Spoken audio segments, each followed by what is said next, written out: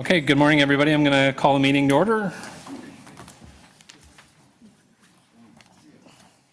Thank you, Carol. So I want to welcome everybody to meeting number 22 of the Government Management Committee. I want to welcome members to the committee, to other members of council, Councillor McMahon, welcome to Government Management Committee, in attendance today, and the members of the public. For those in the room with us, the screen at the back of the room, which I can't see, is in the back corner. Provides real-time updates concerning where we are on the agenda and what's coming up next. For those of you at home trying to avoid going out in the heat, you can follow the agenda and debate on your computer, tablet, or smartphone at www.toronto.ca/council. And the Government Management Committee also gratefully acknowledges its meeting on the traditional territory of the Mississaugas of the New Credit First Nation, the Haudenosaunee, the Huron-Wendat, and home to many diverse Indigenous people. And I would also like to congratulate Rob Rossini. I think this is his last meeting as the Government Management Committee, as the city's CFO. I hired Rob 5 years ago. Almost 5 years ago, yeah. He promised to stay for 10. No, I didn't. I did But not. he swears up and down that he only said 5 in the interview. I said 5. And I couldn't find my notes, so I have to take his word at it. So, Rob, I just want to thank you for all your hard work in the past 5 years as the city's Chief Financial Officer. I know you've had lots of fun. You're going to miss all of us. And I hope you have a long, happy, healthy retirement. Aw, thank you.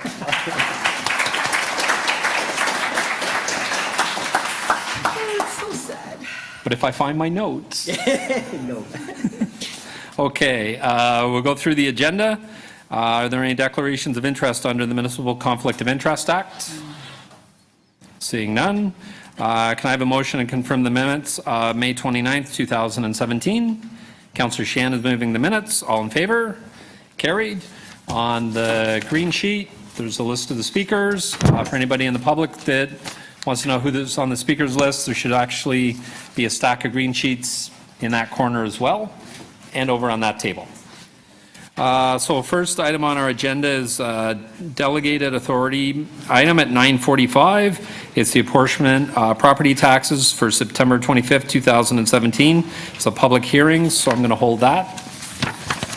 The next item, number 2, is also a 9:45 hearing for the cancellation, reduction, and refund of property taxes as of September 25th, 2017.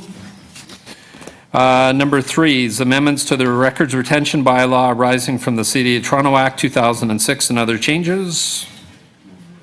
Councillor Crisanti is moving adoption. All in favor? Carried. Number 4 is the Assessment Appeals Act at the West Donlands. I'll hold that. Councillor Davis, would you like to hold number 4? It's in camera, so I guess we'll have to save it. We'll take care of it at the end. Do you have in-camera questions? Or do you think? So we'll save that for the end. Number 5 is the Fair Wage Office 2016 Annual Report. I'd like to hold that. Councillor Davis, you want to hold that one? Number 6 is a non-competitive contract for BMA Municipal Study. Move adoption. Councillor Davis is moving adoption of number 6. All in favor? Carried. Number 7 is award of request for proposal, RFP number 0513-17-0092, pharmacy services at various City of Toronto long-term care homes and service locations, and the Office of Emergency Management. Councillor Cole is moving the staff recommendations. All in favor? Carried. Number 8 is amendment to purchase order number 603588, the Fort York Visitor Center. I'm going to move the recommendations on that one. All in favor? Carried. Number 9 is the award of Swiss Challenge request for proposal number 3204-177034 to Game On Stream for the installation and maintenance of fixed cameras in various City of Toronto arenas to video stream live hockey events and live and on demand. And there's one deputy on that, so I'm going to hold that one.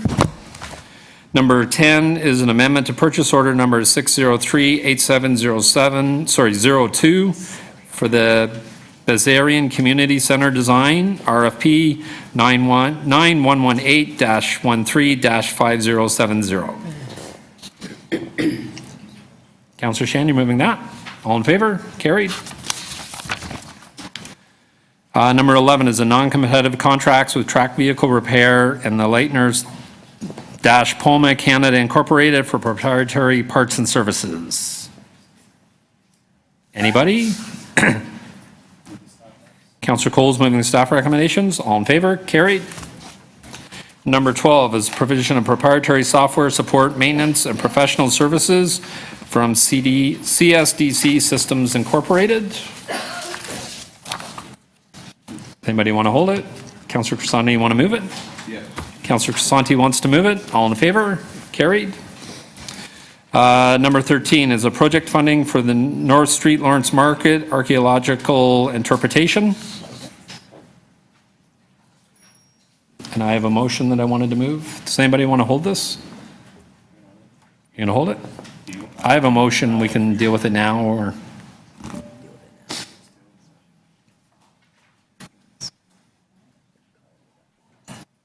That this item be referred to the acting chief planner and executive director of city planning with a request that he further review options to showcase the heritage at this site. Any questions of the mover? All in favor? Carried. Number 14, results of the discussions between the City of Toronto and Tuggs, Inc. on acquisition of licensed area. Councillor Crisanti is moving the report for information. All in favor? Carried. Number 15, request to amend purchase order numbers 6041647 with Kronos Canadian Systems Incorporated for the cross-application timesheet system and time attendance and scheduling system project. We have one deputant on that, so I'll hold that. Number 16, use of the province of Ontario vendor of record for the delivery of services relating to the purchase card P-card program, as it's commonly known. Councillor Davis? Just hold that, I have a question. Okay, but Councillor Davis is going to hold number will 16. Ask offline. Okay. Number 17, the Charbonneau Commission Report, review and relevance of recommendations for Toronto's Purchasing and Management Division. Purchasing and Materials Management Division. Yes. Okay. Number 18, the semi-annual treasurer's report on activities of the accounting services and the purchasing and materials management divisions as of June 30th, 2017. Councillor Davis is going to hold number 18. What would we do without you?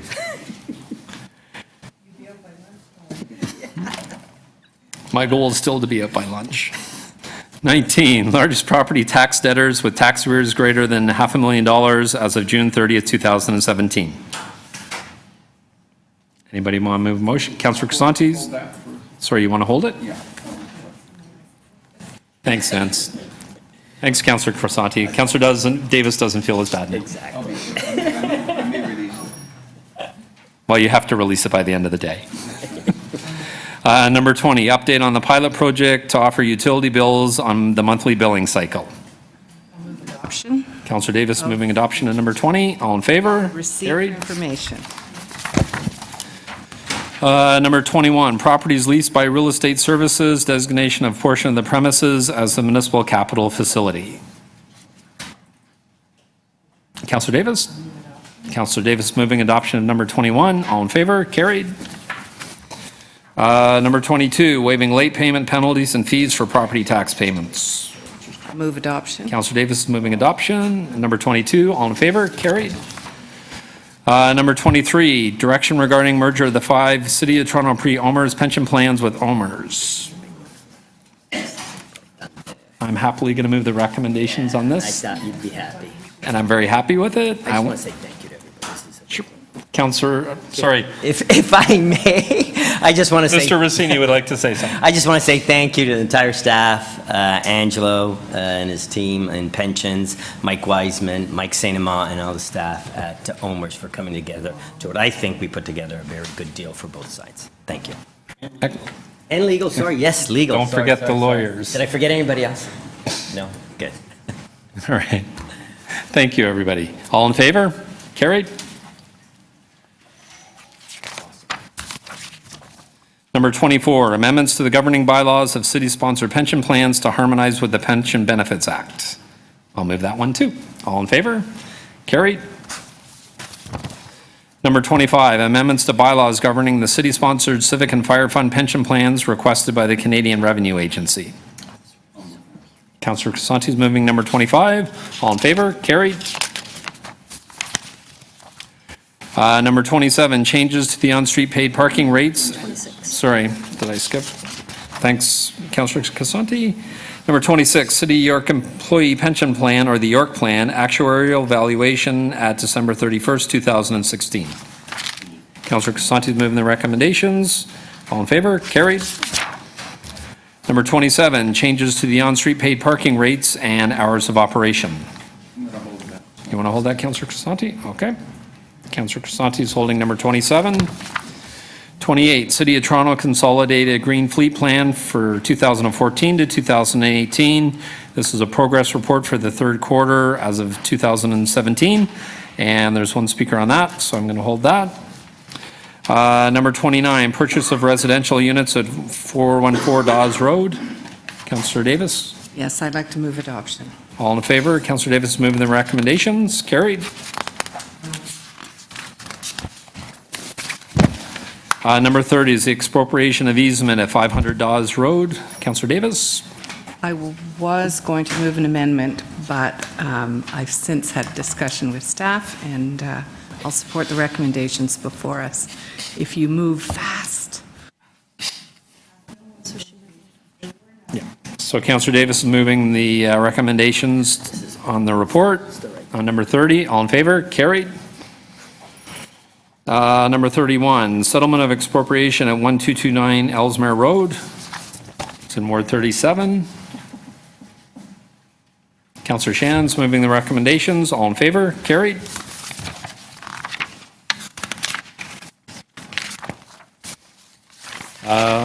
Number 32, disposition of the Spadina Expressway properties, Memorandum of Understanding with Infrastructure Ontario.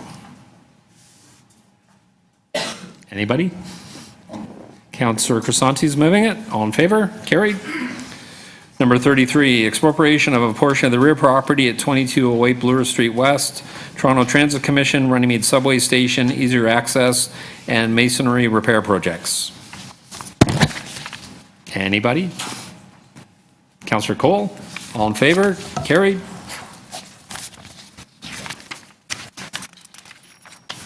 Number 34, 1797 St. Clair Avenue West expropriation settlement with Imperial Oil. Councillor Shan's moving the recommendations. All in favor? Carried. Number 35, the amendment to purchase order number 6040444 fire alarm upgrade project, 40 College Street, Toronto Police Headquarters. I'm actually going to hold it. I'm going to hold it. Thank you. And I think that's it. So we go back to the beginning.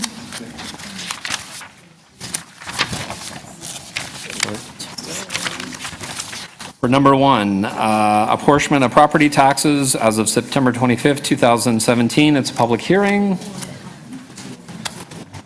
Does anybody here would like to speak to this item? So it's the apportionment of property taxes, September 25th, 2017 hearing. So anybody, there's no deputants. Would anybody like to speak to this item? And then I have to ask one last time, and then I'm going to move a motion. Would anybody like to speak to this item? It's the apportionment of property taxes.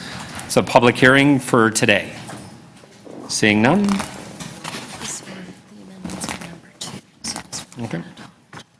So I am going to move the recommendations of the treasurer on this item. All in favor? Carried. Our next, so number 2 is the cancellation, reduction, or refund of property taxes as of September 25th, 2017. It's a public hearing as well. I don't have anybody listed. Is there anybody in the room that would like to make a deputation on this item? Yep. So does anybody want to make a deputation? Sorry, I have to ask 3 times. So this is the cancellation, reduction, or refund of property taxes for September 25th, 2017 hearing. Anybody make it? Seeing none. So I do have a motion I'm just going to put on the floor, and then Councillor Crisanti has questions of staff. So I'm moving a motion that recommendation number 1 be amended to read as follows. The Government Management Committee approve the individual tax appeal applications made pursuant to Section 323 of the City of Toronto Act 2006, resulting in tax deductions excluding the phased-in and capping amounts identified in the detailed hearing report marked as Appendix A, excluding the following applications. Appeal number 2017-0162 in Ward number 1. Property address is 67 Turnvale Road. The other appeal number is 2017-0219. It's located in Ward 27, and it's at 153 Bloor Street West. Councillor Crisanti, you have questions of staff? Yes, I do. Thank you, Mr. Chair. So I'm not sure if this is the area that I should be asking this question, but what I'd like to know is if someone inadvertently overpays their taxes in one particular year, and then maybe a following year, again, the opposite happens. Maybe they're short of the payment. Is the property owner notified of that overpayment, and how is the overpayment dealt with?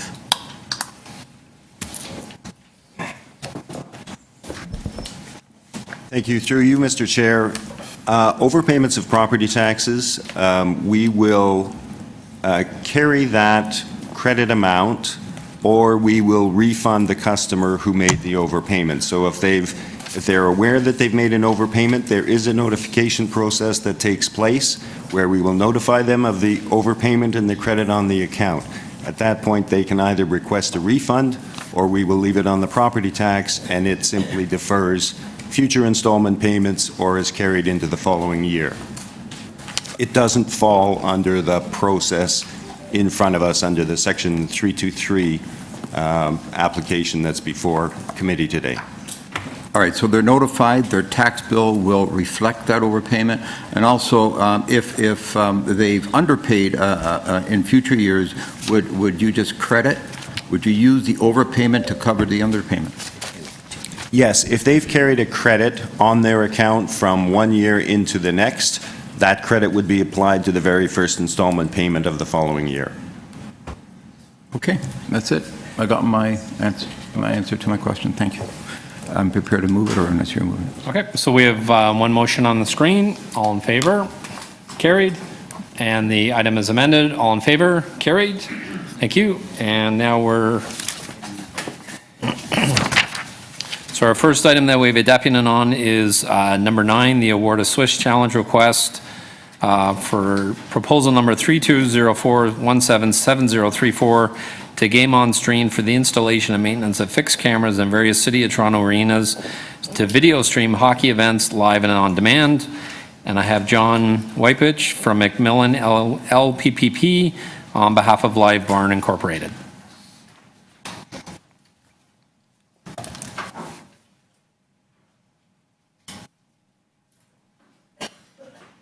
Morning, Mr. Whippich. So the way it works here, you have 5 minutes to address the committee. There's no outside councillors, so each council member of the committee can ask you questions for up to 5 minutes. Then we bring it back into committee, where each member of the committee can ask staff on this item for up to 5 minutes. And after that, we have speakers who can move any motions, and then we vote on all the motions if there are any other than the staff recommendations. And you have 5 minutes whenever you're ready. Good morning. And sorry, the speaker in front of you, when you hit the button, the red light should come on and your speaker's live. Perfect. Thanks so much for your time. My name is John Whippich, and I'm an associate at Macmillan LLP. We represent Live Barn Inc. Live Barn Inc. is the leading amateur sports broadcaster in North America, and it is a Canadian company. It has thousands of customers and is found throughout venues across North America. By the end of 2017, it will be found within 500 venues. So we're here today to speak to some concerns we had with the RFP process. We believe that the process did not produce the best result for the city, and in turn should be reviewed. The process that was put forward by the city contained two parts. The first part contained a technical component, and the second part contained a revenue component. The technical component looked at expertise, quality of cameras, service provided to Torontonians. And the second component looked at the revenue that would be promised to the city had they been chosen for the RFP. As outlined in staff's recommendations, Live Barn surpassed Game on Stream in both these categories on the original proposal. It was only after the proposal was brought back to Game on Stream that Game on Stream eventually met the requirements. I would like to highlight that the technical component shows why Live Barn should have been chosen. For example, Live Barn is able to respond to customer concerns, let that be glitches or other issues, within about 15 minutes, while we believe that our competitor takes a few hours to do it. Secondly, so just with that on the table, we believe that on the technical components of the bid itself, Live Barn provided a much better proposal. Secondly, with respect to revenues, Live Barn guaranteed a minimum of $108,000 over a 5-year plan. I would like to highlight that this was only a minimum and it was a conservative estimate, and that we actually believe that Live Barn would have provided higher revenues than that. And that's an important point because part of the RFP process required us to submit references. It is our understanding that the references were not contacted, and we believe that if references were contacted throughout this process, they would have been able to inform City that we tend to generate higher revenue than we normally put within our bid. And going back to the proposal in and of itself, this is a 5-year commitment, and we think that it is worthwhile before the city makes a decision on which competitor to choose, that they contact references and learn about how each company deals with each venue and customers alike. So for these reasons, we do believe that Live Barn submitted a superior proposal that's evidenced in staff recommendations, and that had the process been fair, Live Barn would have been awarded the contract, and in turn the city would have received a better offer at the end of the day. And it's for those reasons that we suggest that Live Barn be awarded the contract, and then if that's not provided, then at least we put forward an RFP process that's fair and has treated both competitors equally, which we think will produce a better proposal for the city in the end. In addition to my oral comments, my colleague Anik Forsyth has also submitted a written letter containing other issues. So with that, I'm happy to take questions. Okay, thank you very much. Councillor Davis, you have questions? I am trying to read and listen to you at the same time. That's okay. So could you just highlight quickly, why do you think it was unfair from Live Barn's perspective? We think it's unfair for two reasons. One, when the RFP was really put forward, we did ask for certain questions to be answered, and that includes basic non-proprietary information that the original unsolicited bid contained. That information wasn't provided to us. And then secondly, we think it's unfair because the way the Swiss challenge works is that we submitted our proposal in this situation was deemed superior, so then staff went to the competitor to look at it. The proposal consisted of two components. One, the technical component, which is unclear to us how our competitor could have said that they have all of a sudden more expertise, better products, better software systems than we do within the period of time. How did they get there? And then secondly, we originally provided a guarantee of a certain amount of money, and based on conversations with staff, it has come to our attention that Game on Stream was hesitant in making such commitments, and it was only because they had to make those commitments that they did put forward a guaranteed revenue. In our situation, we provided a conservative amount of money that we think, or that we guaranteed to the city, and had our references been checked, we believe that the staff would have come to the understanding that revenues are actually much greater than the $108,000 that we promised. So in those two components. Why wouldn't you have put in the revenue you thought you would get? So we put in a conservative amount of revenue, and we also put in an amount that we thought we could be able to receive. But for the purposes of this contract, we put in a conservative amount. That conservative amount was actually greater than Game on Stream. And even within conversations with staff, it seemed that Game on Stream had some concerns about being able to make that amount. And this is a 5-year contract, so we think it would be wise to contact the references and kind of get the full picture for the city. Okay, thank you. Okay, thank you, Councillor Davis. Other questions of the deputant? Seeing none. Thank you very much, sir. Thank you. Questions of staff? Councillor Davis, you have questions of staff? I just wonder if you could respond to what we've heard. Can we do that in public? I don't know. I don't know if, we would have to go in camera, I think. Why don't you respond in public what you can about the question of unfairness that had to do with the basic non-proprietary information not provided, and the technical, did the winning bidder meet the technical requirements, and the guaranteed revenue amount? You're confident that this is a bid that is the better bid? Okay, through the chair, this all stems from the unsolicited proposal policy.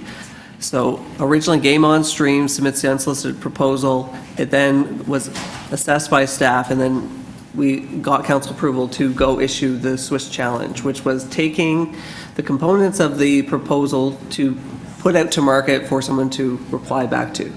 So that's what happened, and Live Barn did reply, and they got scored properly, and they were, as they indicated, had a higher score than Game on Stream's original proposal. But the Swiss challenge then says if that happens, you then go back to the original proposal, or the original company that made the proposal, Game on Stream, and give them an opportunity, 30 days, in which they can decide to meet or exceed that counter. That's the difference in the Swiss challenge procedure. So that's what happened. Game on Stream did confirm that they would meet the higher level. So Both technical and monetary. I believe that, yes, that they have to meet the proposal that was given to them. That is the nature of this unsolicited proposal policy. It's not our normal procedure. If it was just a straight up forward RFP, the highest scoring proponent would have won. But this one gives an opportunity for the original proponent to provide a better offer. Okay. Well, it seems, I think this is the first Swiss challenge I've seen reported out. This is the first Swiss challenge that's made it this far, yes. Right. Okay, thank you. There are many other unsolicited bids in here this month, I have to say. Okay, thank you. Other questions? Sorry. Other questions of staff? Seeing none. Speakers?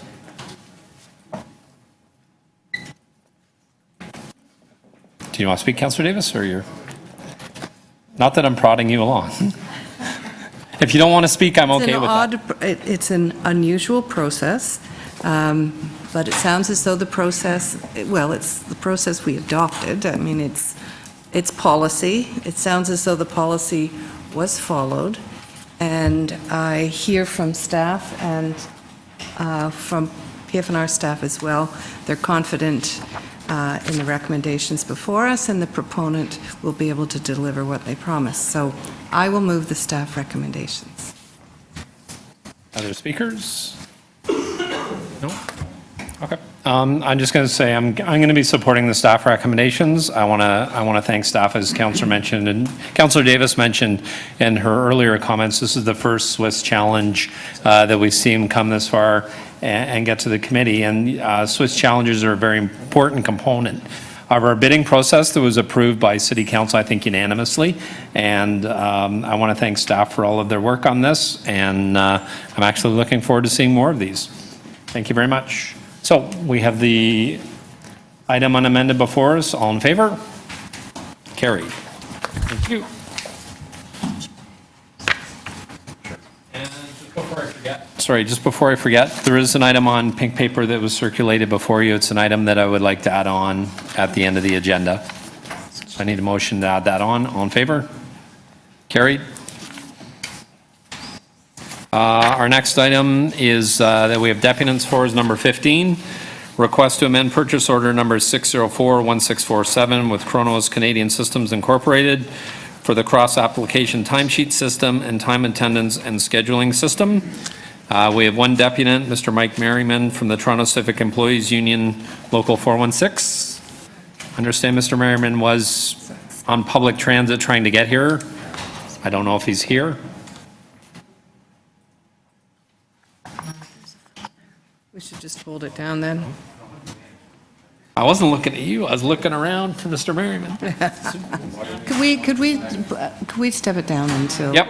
Give some reasonable. So I'll hold this down and we'll come back to it after the next item. So number 28 is the City of Toronto Consolidated Green Fleet Plan 2014 to 2018 Progress Report as of the third quarter 2017.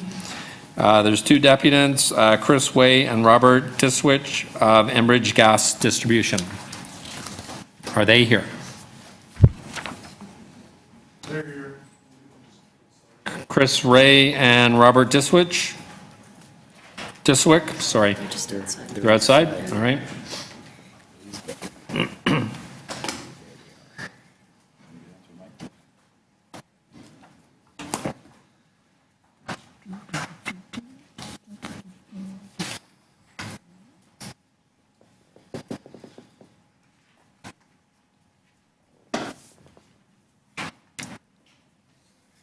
Morning, gentlemen.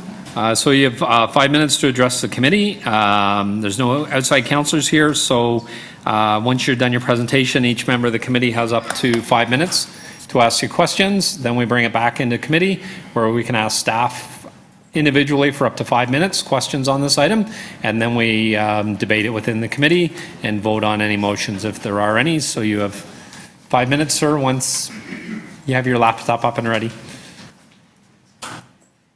And there's a microphone in front of you. When you press the button, the red light's on, your microphone's on. Good morning. Good morning. Good morning, Chair and members of the committee. Thank you for the opportunity to speak with you this morning. My name is Rob Dysowich. I'm part of the Low Carbon Market Solutions team at Enbridge Gas Distribution. Our team is broadly focused on developing strategies that leverage the Enbridge Gas Distribution network, which is safe, reliable, and extensive within Toronto, to deliver low-carbon fuels in the transforming low-carbon world. This morning, I would like to share some thoughts with you about the renewable natural gas concept that has been evolving here in Toronto, and how this decarbonized fuel can deliver bio-waste and help Toronto transform its fleet to net neutral emissions. This morning, I'll talk specifically about the refuse fleet as well as maybe the TTC fleet, transit fleet.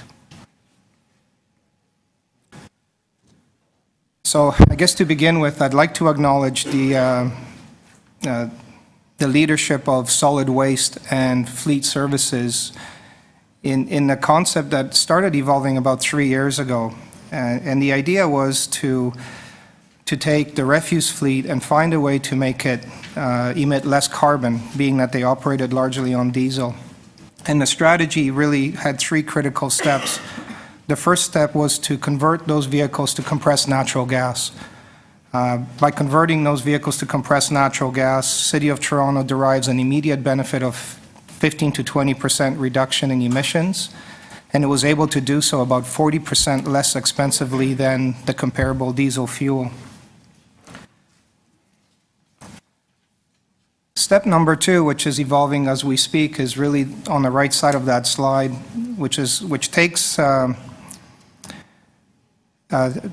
basically takes the available biogas resources produced by the anaerobic digesters and landfills, as well as wastewater facilities, and capture that biogas, clean it up, and put it into our system to produce renewable natural gas. And the idea here is that renewable natural gas is a perfect transportation fuel because it offers net neutral emissions with something that was considered to be a waste. Renewable natural gas is the least expensive renewable fuel available today, and it sells at about on par to diesel or less. Renewable natural gas can also be distributed anywhere in North America, so it gives lots of flexibility to the city to either move it to its vehicles, its buildings, or perhaps even consider selling it to other markets where a profit can be gained from that fuel.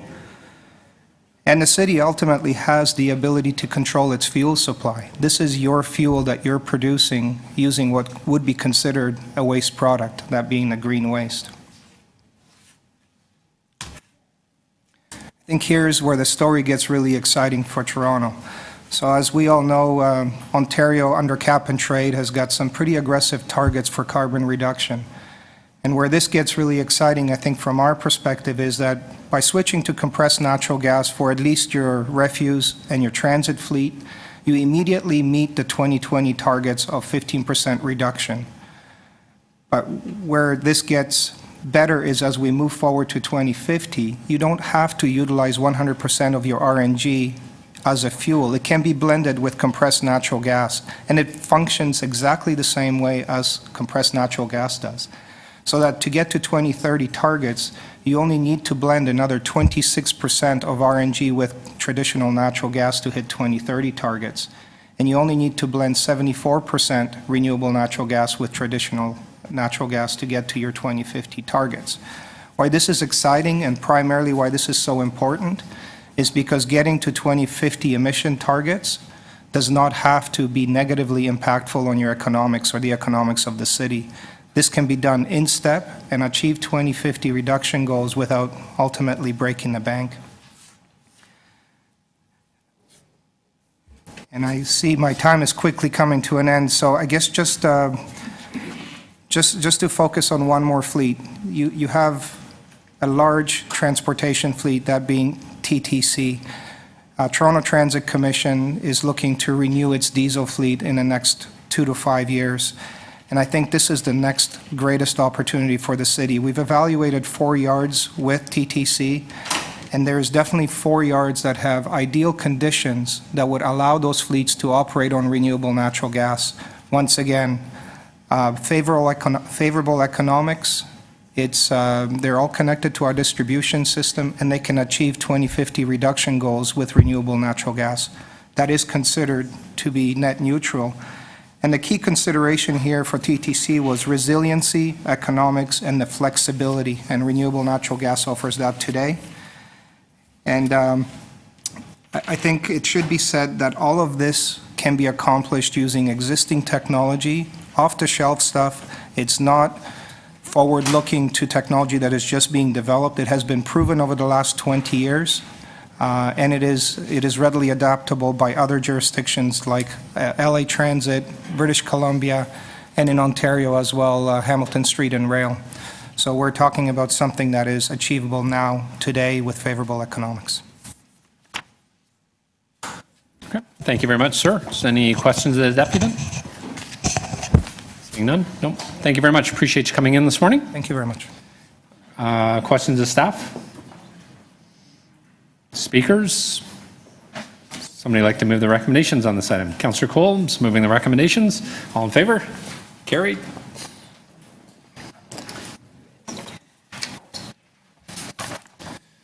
Is Mr. Merriman here?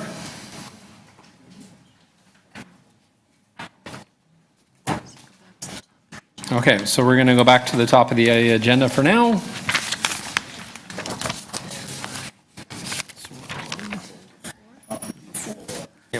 So our next item is number 4, the Assessment Act appeals at the West Don Lands. Councillor Davis, you held it. Do you have questions of staff? My questions are in-camera questions. Okay. So we'll hold number. Councillor Davis has in-camera questions on number 4, so we're going to hold that item till the end of the meeting. Councillor Davis, number 5, the Fair Wage Office, 2016 annual report. You held that as well. I did. I was surprised and very pleased to see the outcome of the complaint against Canada, where is it again? Canada Fibers Limited. Canada Fibers. And so as a result of the order, there was $1.33 million in fines assessed and restitution for 1,600 workers. Through you, Chair, that is correct. And it's all been paid out. We've entered into a distribution protocol with the company. As you know, 1,600 workers would be almost impossible for our small office to track down. So we are overseeing that distribution protocol. Okay. One of the things you identified in here was there were 5 different temp agencies involved. Were they all, where was the underpayment? I know that the responsibility rests with Canada Fibers, but they were using temp agencies. So were all of the temp agencies responsible for underpaying the staff? The contract with the City of Toronto is with Canada Fibers. Canada Fibers' own employees were found to be non-compliant. In addition to that, all the identified temp agencies were also found to be in non-compliance.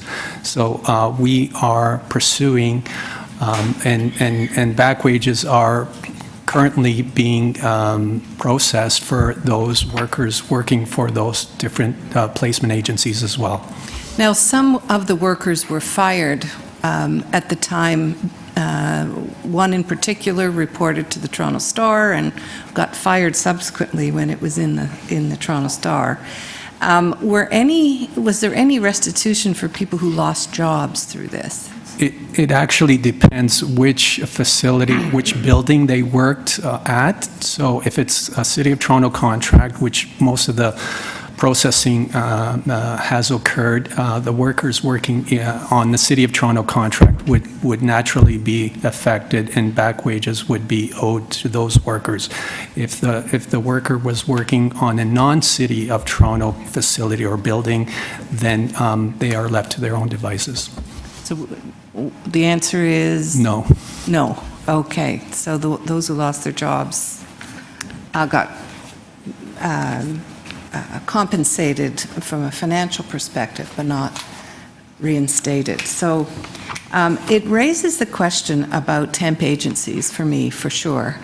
And do we always ask when we're looking at the fair wage, when we're reviewing or investigating complaints, do we always ask about the temp agencies? And prior to the award of the contract, the Fair Wage Office sends a declaration to the general contractor to complete and identify subcontractors that they will be engaging on the job site, and we would go through the approval process for those subcontractors, which would include temp agencies as well. So the prime contractor certainly understands what their obligations are under the policy. No, but if you have a subcontractor, and that subcontractor uses an agency to use as their workforce, you will know that? That's like a subcontractor. We ask for all subcontractors. In fact, we would, if a prime contractor lists a subcontractor, and that we also send a declaration to the subcontractor. So we try to go as far as possible down the subcontracting chain to understand who will be performing the work and identifying what wage rates would be applicable. There's a statement on page 5 that it's your work plan for 2017. City engineering construction services update to payroll burden labor rates that are utilized to verify the accuracy of payroll burden wage rates for time and material cost contractors charge the city. Can you explain that? Typically, what happens in a lot of our construction contracts is that when the company is performing the work, they may uncover things that were not necessarily part of the contract.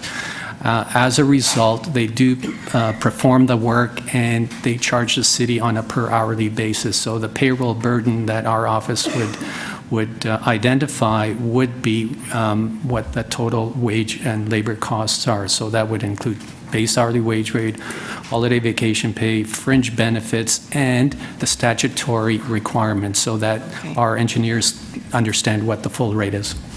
I'm trying to look at a clock. 4:16. I was surprised to find Bonfield Construction Company on the list of a non-compliant company. That is a very large company that has many contracts with us and others. What was the nature of their violation?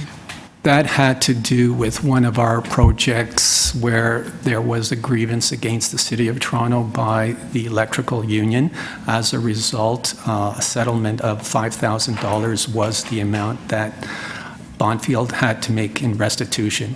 Okay. And that Was the the labor end of the trade case. That's correct. non-compliant? And the other, which doesn't surprise me, is Miller Waste. This is an industry that has had issues in the past, but what was the nature of the Miller Waste violation? Miller Waste violation was minor in our view. Out of the 36 employees that we looked at, 4 employees were paid the appropriate wage rates. However, their fringe benefits were misclassified, so rather than being classified as a single, they should have been classified as a family, so family deduction. So that was in my view, that's a relatively minor violation. Okay, so all of these 13 companies that violated the policy, this was all first-time violations? That is correct. Okay. Thank you. Councillor Davis, other questions of staff? Speakers? I just want to commend the Fair Wage Office. They do amazing work to make sure that people who are contracted to the city are complying with their fair wage obligations. And the Canada Fibers one in particular resulted in 1,600 workers being compensated for the failure of that company to pay them properly and to meet their fair wage obligations. So thank you for your good work, and just thank you very much. Thank you, Councillor Davis. Other speakers on this item? Seeing none, I just want to echo Councillor Davis's comments. I want to thank the Fair Wage Office staff and Mark and all your staff for their hard work.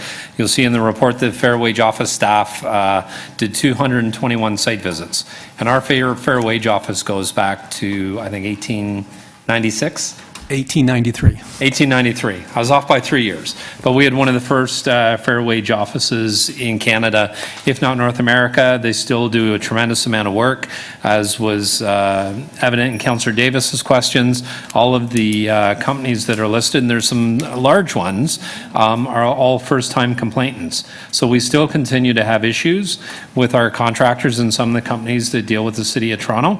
Not everybody has a protection of working in a unionized work environment. It's clearly evident that some companies will still try and take advantage of their employees, which is why we put the Fair Wage Office in place back in 1893, and it's still continuing to do excellent work, and I want to thank all of the staff for that. Thank you. Okay, and Councillor Davis, you're moving the report? Yes, All I'll in move favor? recommendations. Carried. And next we have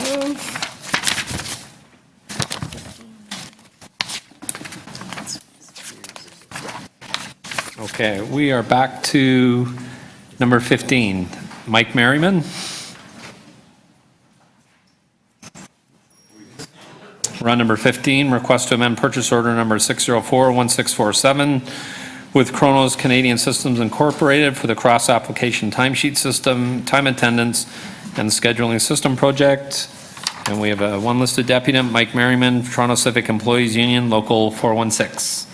Mr. Merriman, you have 5 minutes whenever you're ready. Each member of the committee can ask you questions for up to 5 minutes, and then we bring it in camera to ask questions, back into committee to ask questions of staff, and then we can speak to the items. So you Thank you. have 5 minutes whenever you're ready. Thank you. Good morning, Chair and committee members. Thank you for having me and allowing me to speak. My name is Mike Merriman. I'm a paramedic and also the unit chair of the paramedic services for QP Local 416. I'm here today to provide, as a frontline paramedic, to provide you with our perspective about the current status of the chrono scheduling system that was implemented by the city in February of this year at a cost of over $14 million. As you may know, Toronto paramedics have been dealing with several challenges with the new scheduling system since its implementation earlier this year. Unfortunately, some of these problems still exist. The biggest concern that our paramedics have with this scheduling system is the inconsistency with accurate scheduling information as it relates to our dispatch center. This inconsistency has led to service calls not being transferred to the appropriate paramedic unit, sometimes leading to unnecessary delays. These issues were raised this summer by paramedic staff, which resulted in the city spending over $100,000 to Deloitte to perform a risk assessment of the system. We have yet to see the results of this risk assessment and are concerned by the delay. As you can imagine, we were surprised to learn that staff are now recommending to spend over $200,000 more for terminals and professional services that were incurred last year on this system. This increase is in addition to a previous increase to the contract of almost $500,000 last year. Our concern is that the city appears to be spending their way out of a problem that they have no guarantee will be fixed. I do not want other departments at the city to endure the same amount of frustration and inefficiency that we have experienced with this system. We're here today I am here today to make this deputation and provide this perspective to you because we have yet to see this problem fixed. Also, we have not been properly consulted on this scheduling system from city staff. We would have hoped that they would have wanted to hear from the frontline paramedics themselves who use and rely on this system on a daily basis. Our question to the committee is, why is it taking so long for this system to be fixed, and what are the results of the Deloitte risk assessment? In closing, our request today is that you please take our perspective into account when making decisions on the future of this system, and that you place this issue as a top priority in order to fix these problems immediately so that Toronto paramedics can continue to provide the vital life-saving services for the residents of Toronto. Thank you. Thank you, Mr. Merriman. Thank you. Questions of the deputant? I saw Councillor Davis. And Councillor Crisanti. So this new time attendance and scheduling system is being done in just 2 pilot divisions. That's my understanding, Parks, Right. Recreation, and Forestry, and EMS. Do you have any information on PF&R and what's happened in PF&R? I know you're from... You'll have to elaborate on that for me, Councillor. Okay. So could you explain more about what's happening with the scheduling and how it relates to dispatch? I'll preface this by saying I'm not an IT specialist, but somehow our scheduling department links up with our dispatch center. It's basically rostering, crew rostering, because the scheduling department knows who's on vacation, who's off sick, et cetera, et cetera. And they roster the crews to go on to a station, an ambulance there, and that goes to dispatch. To this day, dispatch continues to scramble to find out if crews are in stations and what vehicles they are on. This has been going on since last February. It's led to serious and potentially life-threatening delays in servicing the citizens of Toronto. We never had this problem with the old system. Again, I'm not an IT specialist. I have no idea why it's occurring. Crews will book on at stations. The system allows them to book on, and then they get multiple phone calls back from the dispatch center to find out if there's even a crew in there or an ambulance in there and what ambulance they're on. And this is still occurring. And we're talking, a system where seconds count. We had an incident back shortly after the implementation of the system where a call went down, an advanced life support crew, which is our most highly trained paramedics. They booked onto their station without incident. They knew no better because they're thinking the old system, yep, dispatch knows I'm here. Dispatch had no idea they were there. A cardiac arrest went down in their station's area, minutes away from them. Dispatch didn't know they had a vehicle in there, so they had to send a crew from a lot further away, which was a basic life support unit. And to me, that's a delay like that could have potentially cost this person their life. Okay. I'll have questions of staff. You're welcome. Thank you, Councillor. Councillor Crisanti? Thank you, Mr. Chair, and thank you, Mr. Merriman, for coming in and sharing your views with us this morning. So you started off by saying that this chrono system that was implemented earlier this year, you said in Feb of this year? Correct. Okay. It was at a cost of $14 million, is that what I heard? I hear it's more up to about 17 million, but in fairness, I believe that's for both parks and EMS, I believe. Okay, do you know what the EMS? I don't know what Okay. the breakdown is, sir, in all I can ask honesty, that. just for EMS, but No problem, thank you. And also, so what was so wrong with the system? Because I think you also indicated, was the old system working effectively? yes, Okay, it was. In your view, it was working fine, and you represent your members. And, Yes, and correct. that's your feedback. And you also indicated that your members were not consulted in this process? no.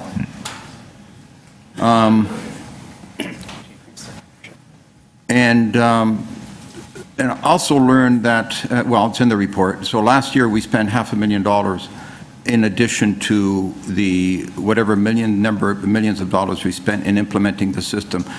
It was the $500,000, in your view, to do what? Do you know what it was for? Probably to try to fix the problems, I'm assuming. There's been ongoing fixes, which according to my membership and those of Local 79, the dispatchers and/or the payroll clerks, none of these fixes have worked. I'm assuming that's what the money was for. It's my understanding there was an original risk assessment done before even putting the system online, which makes sense. I'm not sure why all these problems weren't identified during that original risk assessment. But here we are months later, now spending $100,000 to Deloitte to try to do another risk, or they're doing another risk assessment to decide whether they should be going back to the old system. Well, that's somewhat, yeah, shocking. So we're undergoing another risk assessment, and have you seen any results? Do you know how, if the results are ready at this point or not? Probably a question for staff. Sorry, sir, of Deloitte's? The Deloitte risk assessment that you made reference to, have you seen any results of that? No, sir. No, sir. Do you know if the results are ready today? And maybe that's a question. Last I heard there was a draft that's come back to the city from Deloitte. That's all I've heard. So on such an important issue, when potential lives are at stake, have you had any discussions with anyone in the mayor's office regarding this issue as well? I haven't had any discussions, but I did send the mayor's office an email. I was very concerned to his reference in the press that these issues were a minor hiccup relating to, and I related to the cardiac arrest call with the mayor that I just spoke about. And, but I invited him to meet me at his earliest convenience. I would make myself available, and he's never responded to my email, and that was sent, I think, August 11th. And I've heard nothing from the mayor's office. Sir, we're going on maybe 6 or 7 weeks, and you have not had a response. Nothing, no, nothing from the mayor, nothing from his EA or staff, or nothing. Thank you very much. That's unacceptable, but thank you. Those are my questions. You're welcome. Thank you, Councillor. Thank you, Councillor. Thank you, Councillor Crisanti. Other questions of the deputant? Seeing none. Thank you, sir. Thank you. Next registered speaker is Mr. Tim McGuire.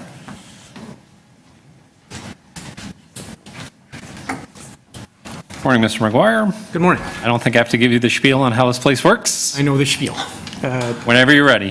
Tim McGuire, President of QP Local 79. In my remarks, there's a letter that you all have. It comes more from a PFR perspective than an EMS perspective, although I'm somewhat aware of some of the issues at EMS. On this, more from the scheduling perspective, I wasn't completely sure about the technology piece Cronus there, but it's something we can check in with our members on. See, there's a letter?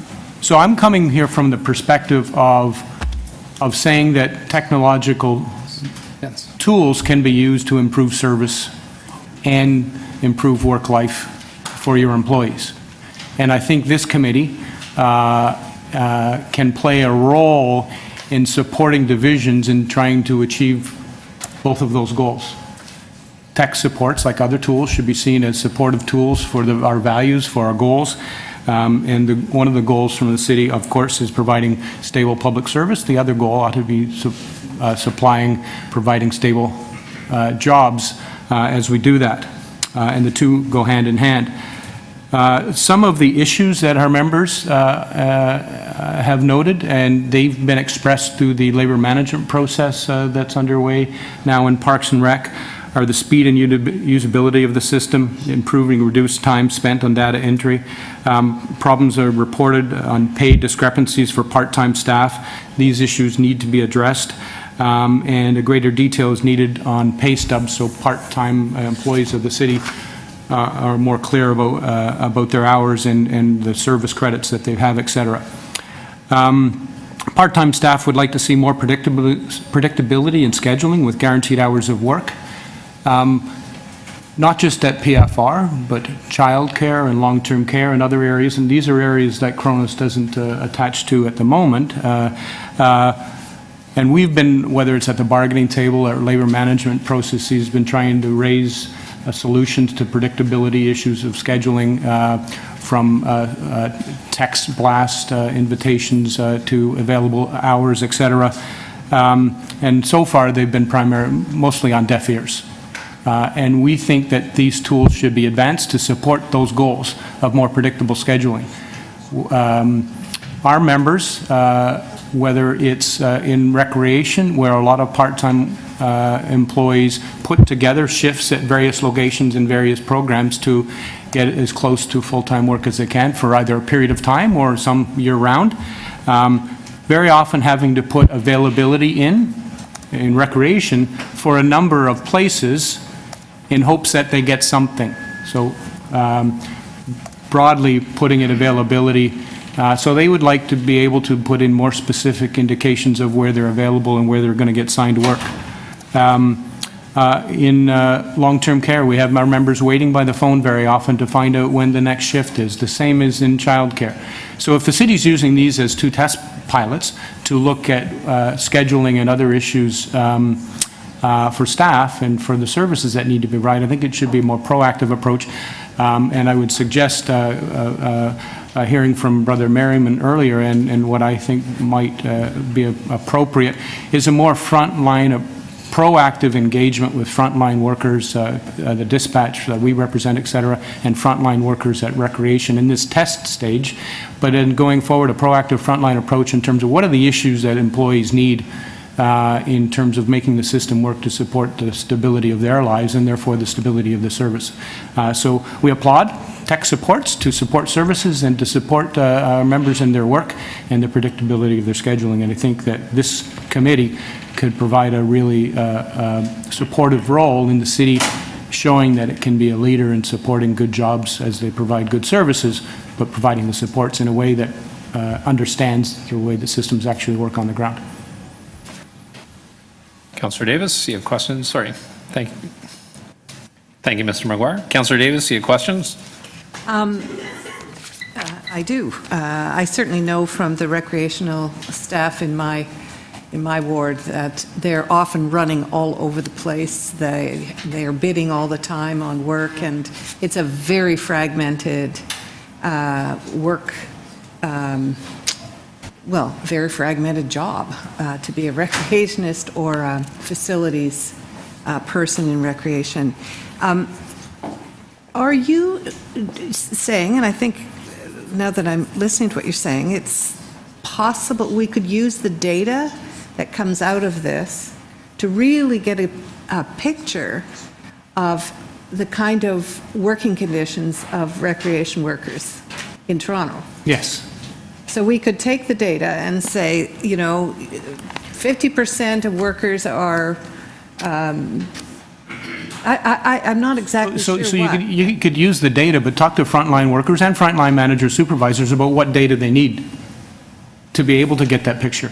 Right. And to collect that data. And so if the city is going to, the intent is to roll it out into other areas, you get a real true picture of the following, which is that many city employees, part-time employees, whether it's in parks and recreation, long-term care, childcare, or shelters, got a huge issue in shelters where people are asked to give 24/7 availability, 4 days a week, 2 during the week, 2 on weekends, without any immediate guarantee of hours. They don't know their actual hours till closer to the week of. In our part-time Unit B agreement, now we now have language that says people are supposed to get some predictability 4 weeks in advance of known work. Most divisions are not there yet. I give credit to 311, who is making an active step towards meeting that obligation, and we need more divisions to be able to do that. That's language in our collective Could agreement. you explain that again? At our last round of negotiations, where, as I said, You've got, respectfully, we were having some understand that. difficult issues. You where want it's- 4 weeks of predictability, but when you describe that scheduling, So not all divisions follow this, but there are kind of two kinds of scheduling. There's known work, where the city knows that predictably there will be certain shifts available depending on what the service is, and then there's kind of call-in work. Our collective agreement indicates where there's known work, you have to get 4 weeks advance notice of that known work. Some divisions, many divisions aren't there yet, and I think this technological support, if done right, could provide the city with the ability to actually do that. Where there's known work, someone should not be in a situation, an employee of the city should not be in a situation where they put in an availability form a month in advance, or in Parks and Rec, they actually do it seasonally. But they might know the known work, but some of the other work, they have no clue until closer to the time, and they're chasing that work, as you said. So when I you think this say could be a tool. seasonally, Yeah. that's like 3 times a... So I would suggest Sure. that because there have been some issues identified, both by Brother Merriman and by our members in Recreation in terms of some discrepancies, actually ask frontline workers, frontline supervisors and managers, what do you need to make this system work?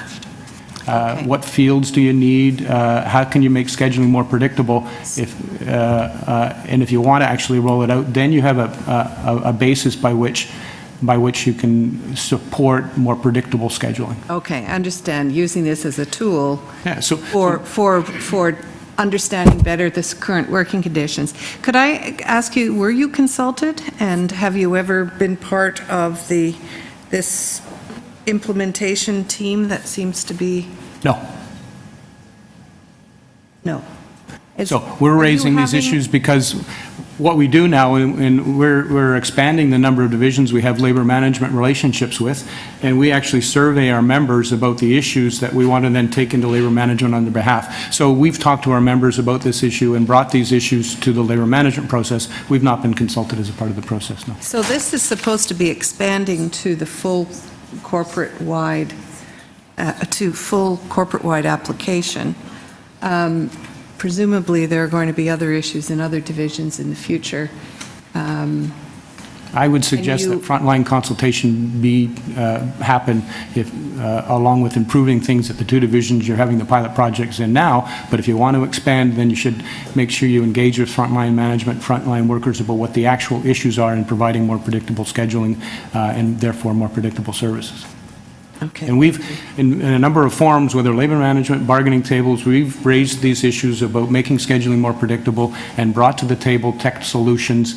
This may be one of them, but there are other ideas that might actually make the service more predictable because the lives of the workers who are waiting by a phone to get a shift would be more predictable. Can I just, one last question?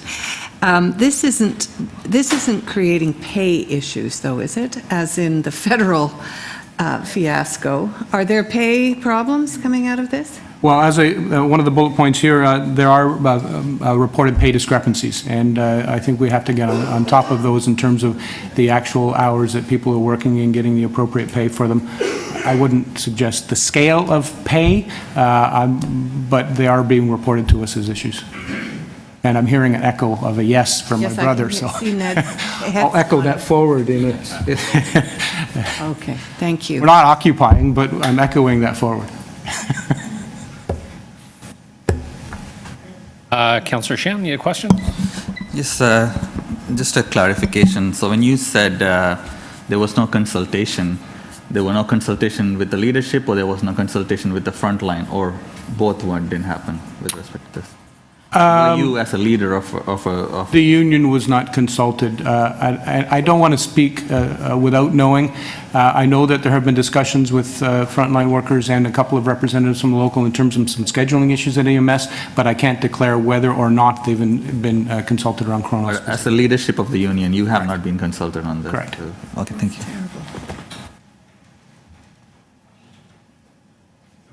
Sorry, Councillor Crisanti, you have questions? So just the same question. I just want to, so you've already identified that the union wasn't consulted. And so your view on the old system, which you had up until recently, and the new system, was the old system more effective in your opinion? Given the current challenges you have? I actually don't have an opinion on that. You don't? Sir. I don't. As I said, I think this also gets mixed into, there were some discussions happening, changing of scheduling system itself in the dispatch. So I don't want to speak to, because we were consulted on that, and I don't want to pretend to know the nitty-gritty of where the overlap happens. And I don't have a view on whether the old system worked better or not. All right, that's fine. Thank you.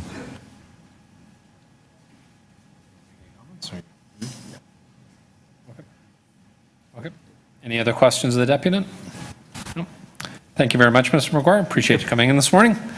We'll now move to questions of staff. Sorry, Councillor Shan and then Councillor Davis. Councillor Shan. Thank you. Just a question. I don't know who the appropriate person would be as to why the consultation did not take place with the leadership of the unions, which often seems to be a given, I think, when things like this has an impact on workers.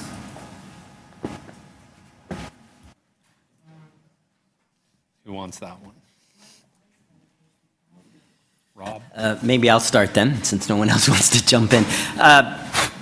Typically on systems implementations, I'm not aware, and I stand to be corrected, that there are union negotiations. They don't affect the collective agreements. We have the obligation that when we build in our business processes to various systems, that they are able to adhere to the collective agreement requirements.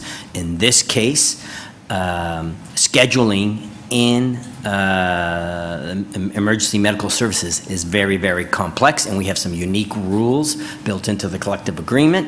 And has there been challenges in modifying and customizing the software to do all of that? Yes, but I believe typically we don't do consultations with the union since this was a systems replacement. Just to follow up to that, I guess what is obligation versus what is best practices? I'm just curious if this is going to impact the way staff do something on a regular basis. Hasn't been a practice to kind of consult stakeholders, which would include union leaders as one of the stakeholders in this process? So maybe I'll start and Mike can finish. So there was consultation with the frontline staff and the staff who actually work there because, we're designing a new system.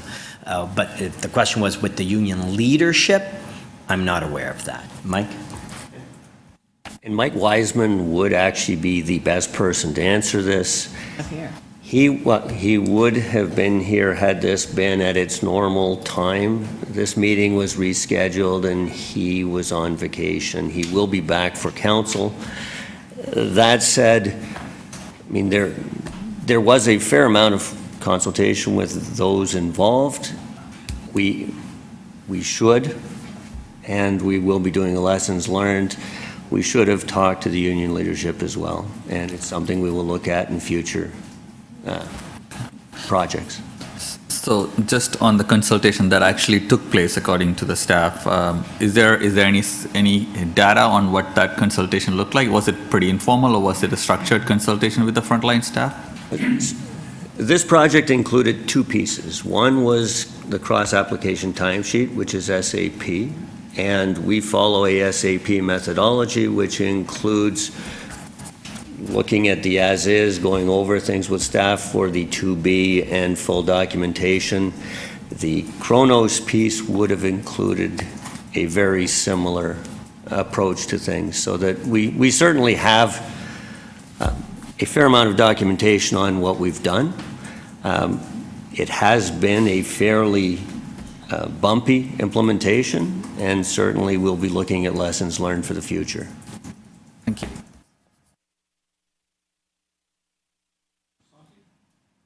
No, you. Thank you. So I just want to confirm, what was the total cost?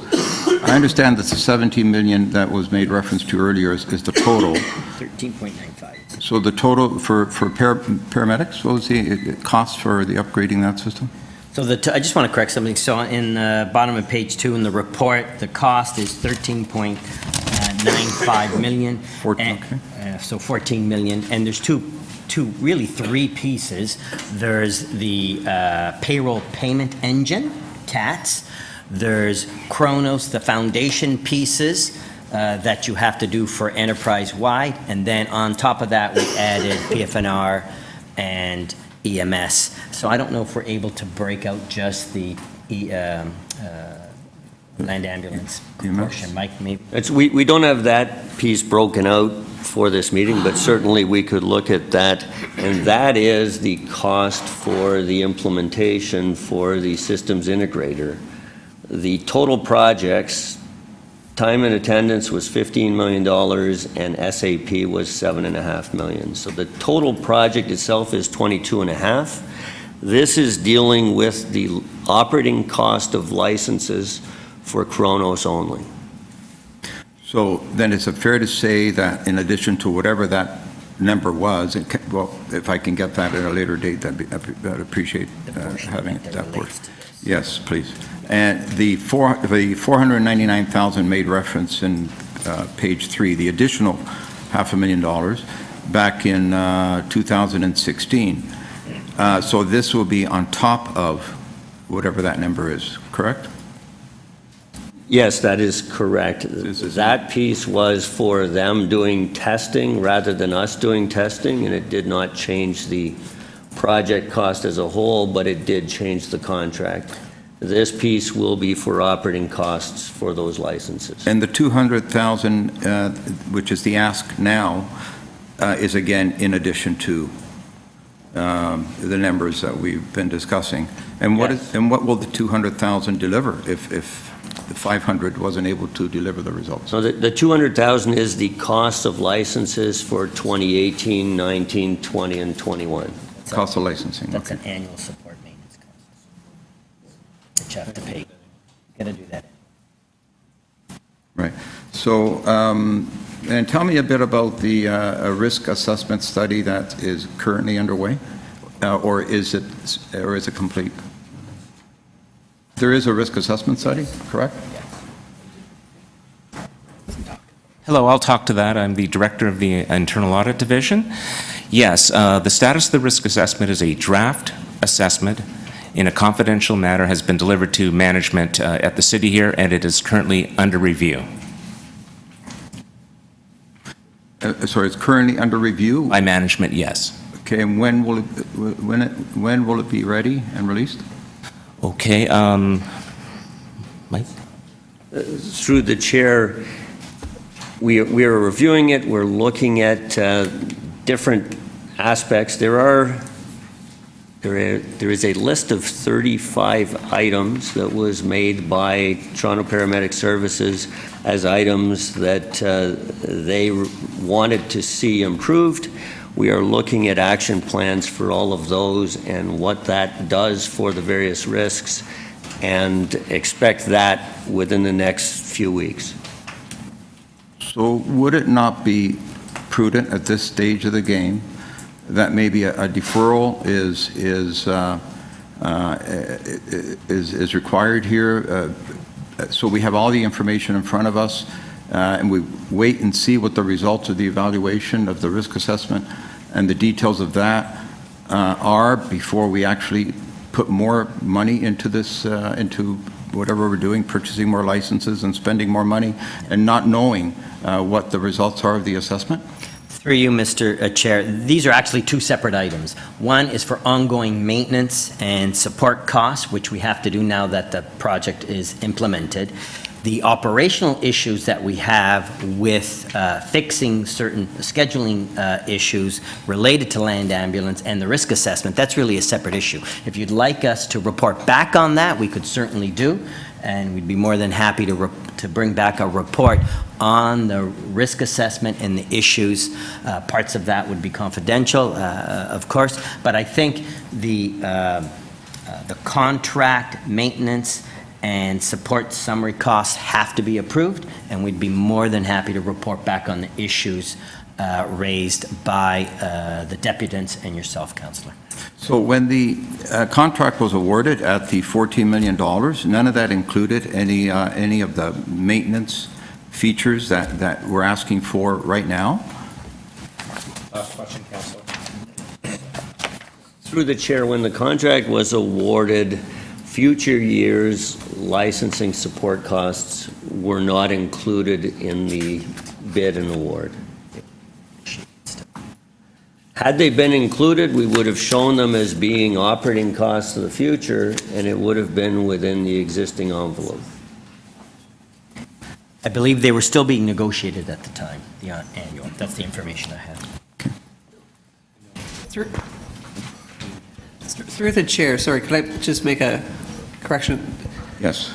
There was, the contracting awarded did include support software and maintenance. I think this is on top of additional licenses that were added last year or the year before. So this was not, it wasn't that the original contract didn't have support and maintenance. This was because we had an additional set of licenses added, and we need maintenance for those additional licenses. Well, then that begs just one more question, if I could. If we just spend an extra $500,000, you're telling us then it's going to cost $200,000 to maintain $500,000 worth of licenses? Sounds quite excessive. Through the chair, the $500,000 and the $200,000 are not related. They just happen to be on the same contract. The $500,000 was to do with Kronos and Callion doing work that the city otherwise intended to do. This $200,000 is support for licenses. Thank you, Councillor. Other questions of staff? Councillor Davis? Sorry, my apologies. I'm hearing a lot today that surprises me. One being that we don't recognize that QP 79 is the bargaining agent, and if there's consultation, it should be with the bargaining agent. That's basic labor relations law. So Can you put that in the there form of a has question? been, why would we not have consulted with the union on something as critical as scheduling that could affect pay? Sorry, if I can attempt to provide some clarification. My understanding is that there was extensive consultation on scheduling. This is a system that is being introduced in order to facilitate the scheduling in a manner that was the result of that consultation. So I think that those two items were dealt with. And so is there a commitment here today that you will involve the union and any frontline workers in any further rollout or assessment of the operational impacts of this system? Did I hear that? We're looking at lessons learned. I can't speak to labor relations tactics themselves. Does it need a motion? Sorry, perhaps staff can follow up prior to the council meeting where this will be addressed and follow up Okay, with you. thank you. It's not going to council. Well, I have a motion, so maybe it will. No, it's not. It's a report request, so that will not go to council. So there are still problems with pay at the moment? Or schedule? So the operational issues we heard about, the scheduling and making sure EMS, emergency response, is appropriate and scheduled properly, and pay problems, are those still happening? Through the chair, we are dealing with all pay issues that we are aware of. This is nothing like the Phoenix system that the federal government has. We are paying people as the documentation, as the schedule shows. To the extent that the schedule may not include certain lunches and other things, we are following up and addressing those issues. So the answer is yes, the problems are still continuing. Maybe I can also add, so I specifically asked this question of Mike Wiseman. There were issues with pay before. There are still some issues with pay today because the collective agreement requirements are quite complex. The issues that we're having today are no worse than what we had before, and they are all being rectified. It's not what we heard today from... Well, that's what I am being told by our director. So there are problems, but you're dealing with them. The question is whether or not there should be problems in the first place. Yes, and through the chair, this system was addressing a number of AG recommendations to deal with existing problems. Some of them have been fixed, some of them are continuing to be fixed. Okay. And what's before us today is to get more licenses. And the purpose of that is because there are insufficient numbers of people who are implementing the data that's necessary in the project. Tell me why we need more licenses. 1,200 to 1,600. We've gone from 1,200 to 1,600 licenses. We actually have purchased the licenses. This is to pay for support for those licenses for the next 5 years. We didn't get support when we purchased the licenses. The support was not requested at that time. In hindsight, it would have been better.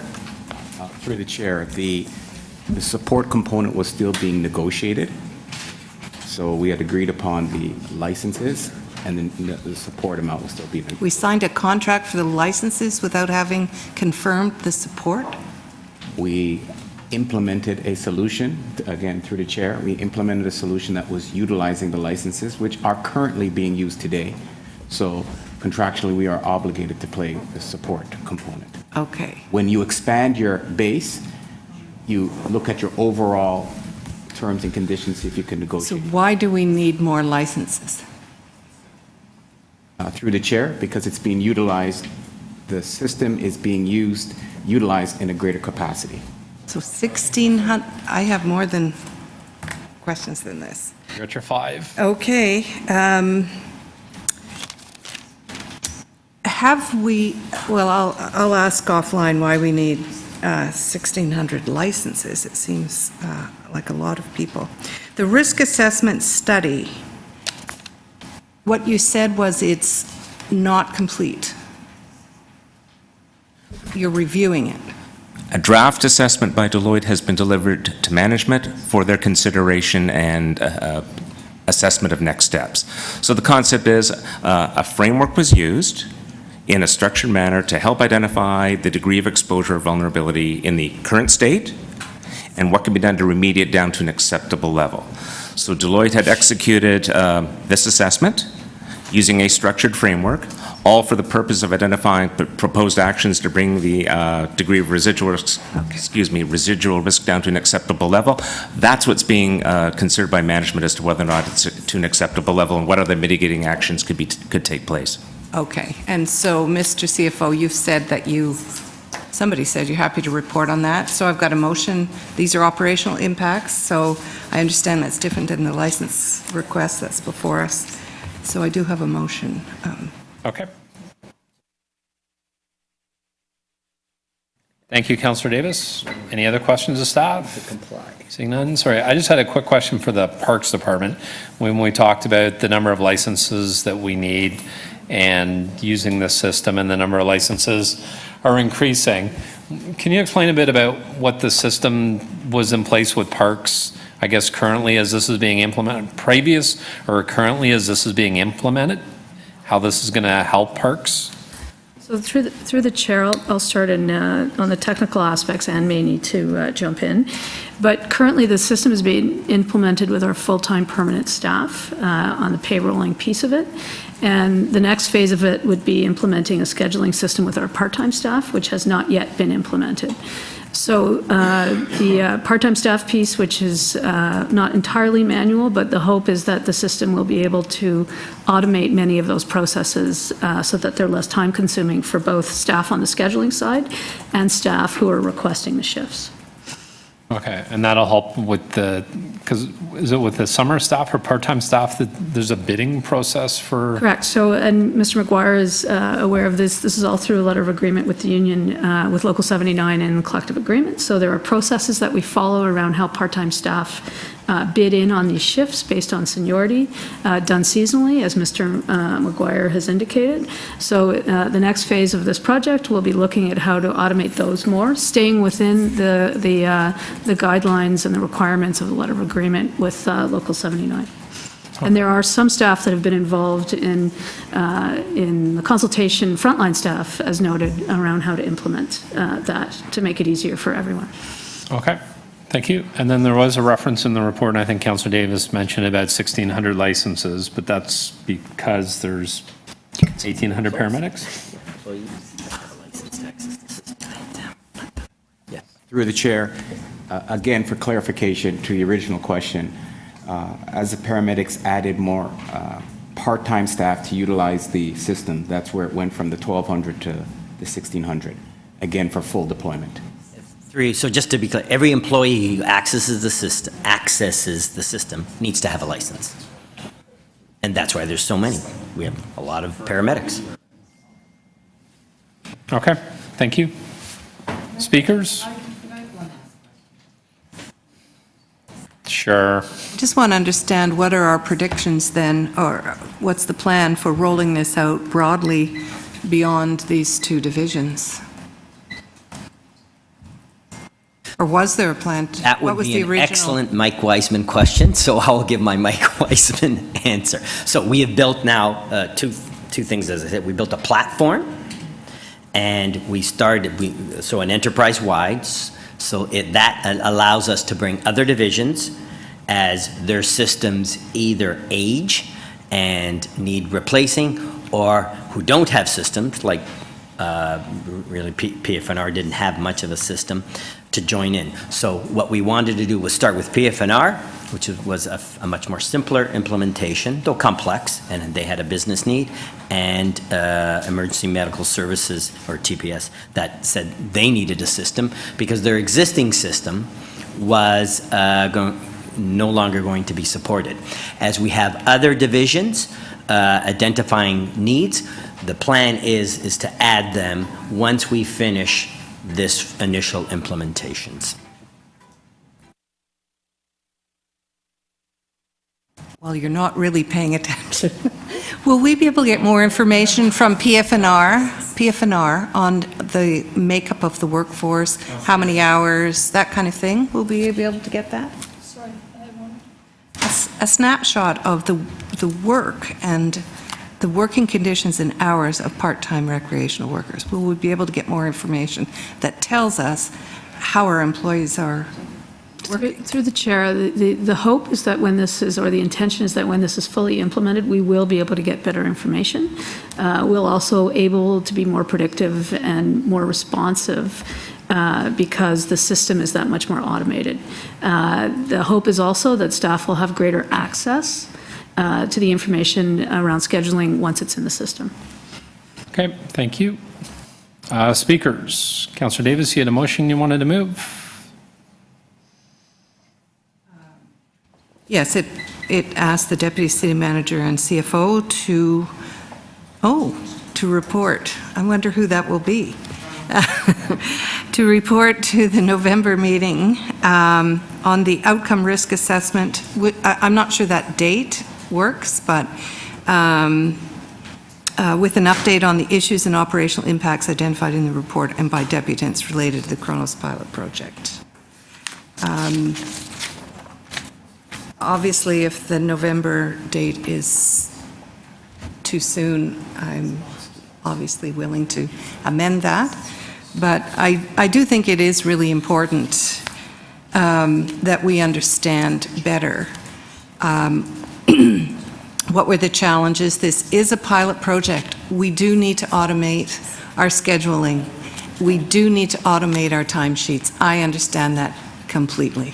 It is antiquated. Divisions do it differently, and we do need a system-wide approach. But it always seems somehow with these IT projects that have to do with pay that there seems to be problems. But I think we need to understand what better, and this was not the report to do that. We do need an HR report that tells us how is it working and how is it affecting the working conditions and of our employees and the services we provide. So how many incidents now are we experiencing when it comes to scheduling in EMS? So I look forward to getting that report. On the issue of having union representation when we're implementing any kind of new system, absolutely the union should be at the table. I worked at the school board where the union was invited and involved on all major projects because their input can help, and it prevents and provides good information about not just what are the primary issues of the union, but also from the frontline perspective. So I hope that we will involve the unions as this rolls out. Thank you. All right, Councillor Davis, I was just told your motion also has to include the chief of the Toronto Paramedic Service.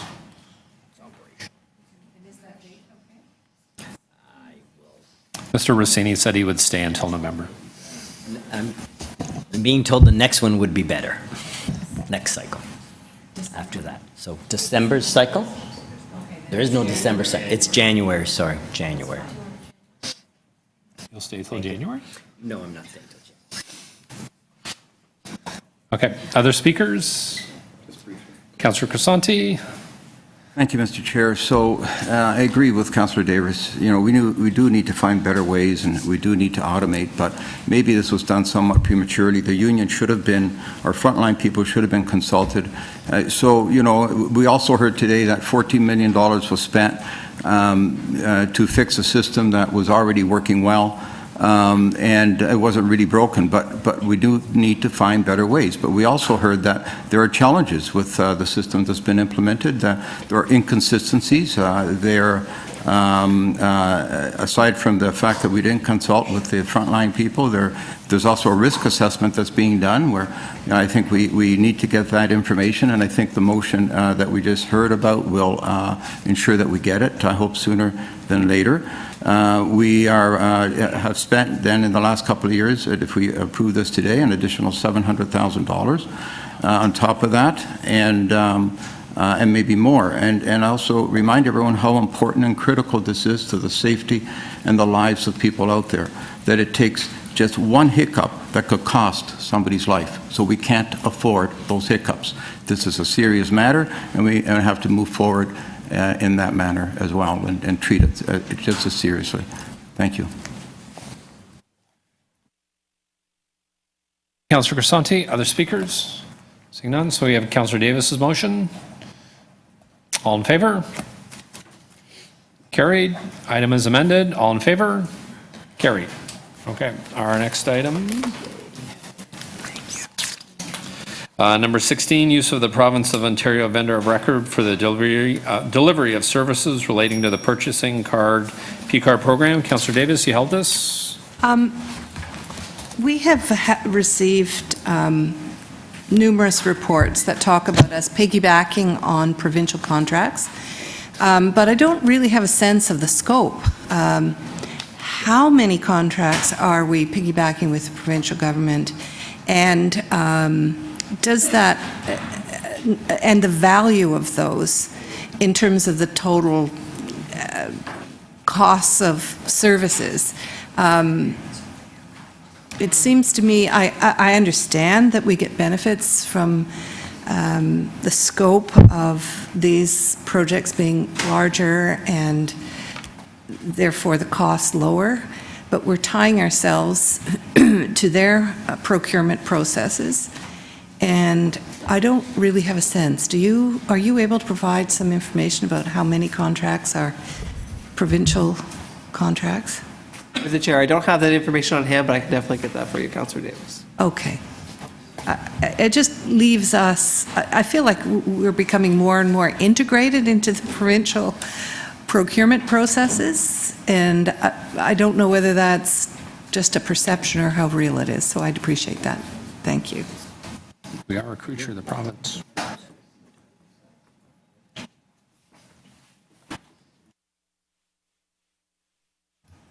Other questions of staff? I'll just Seeing none. Speakers? move the report. Councillor Davis is moving the report. All in favor? Carried. Thank you. Our next item is, sorry, 19? Sorry, 17. The Charbonneau Commission report. Councillor Davis, you held this item. I did. One of the things I found interesting in this report, and thank you for it coming forward, and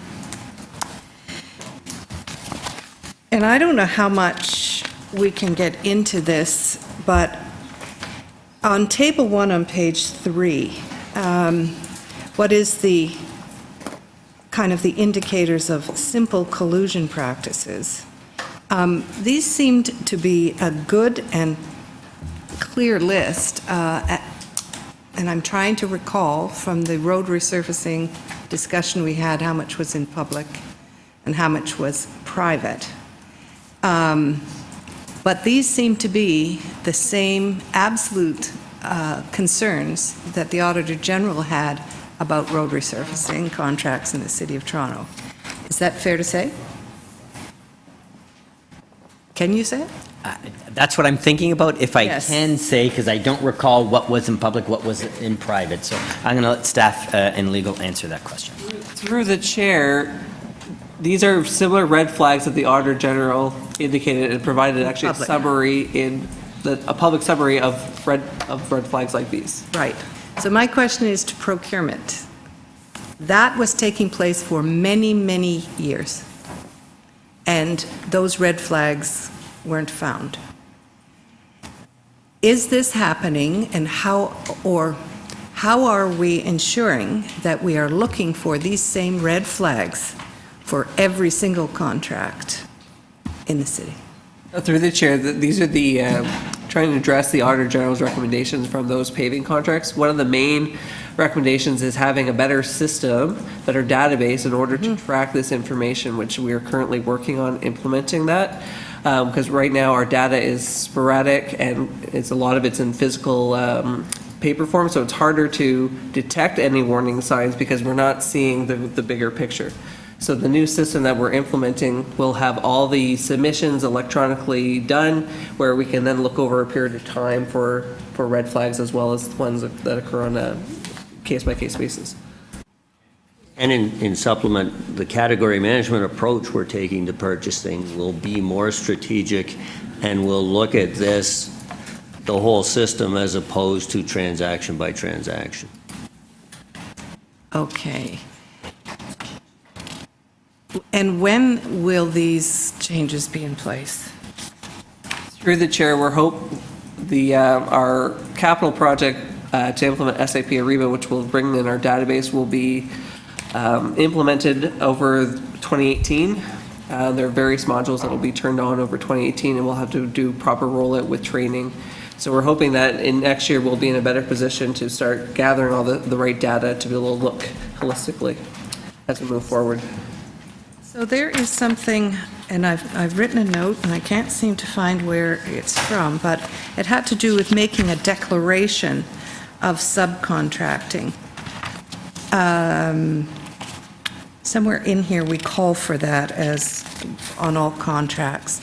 Do we actually follow through to confirm or investigate or ask for affidavits, or if they make a declaration in a contract?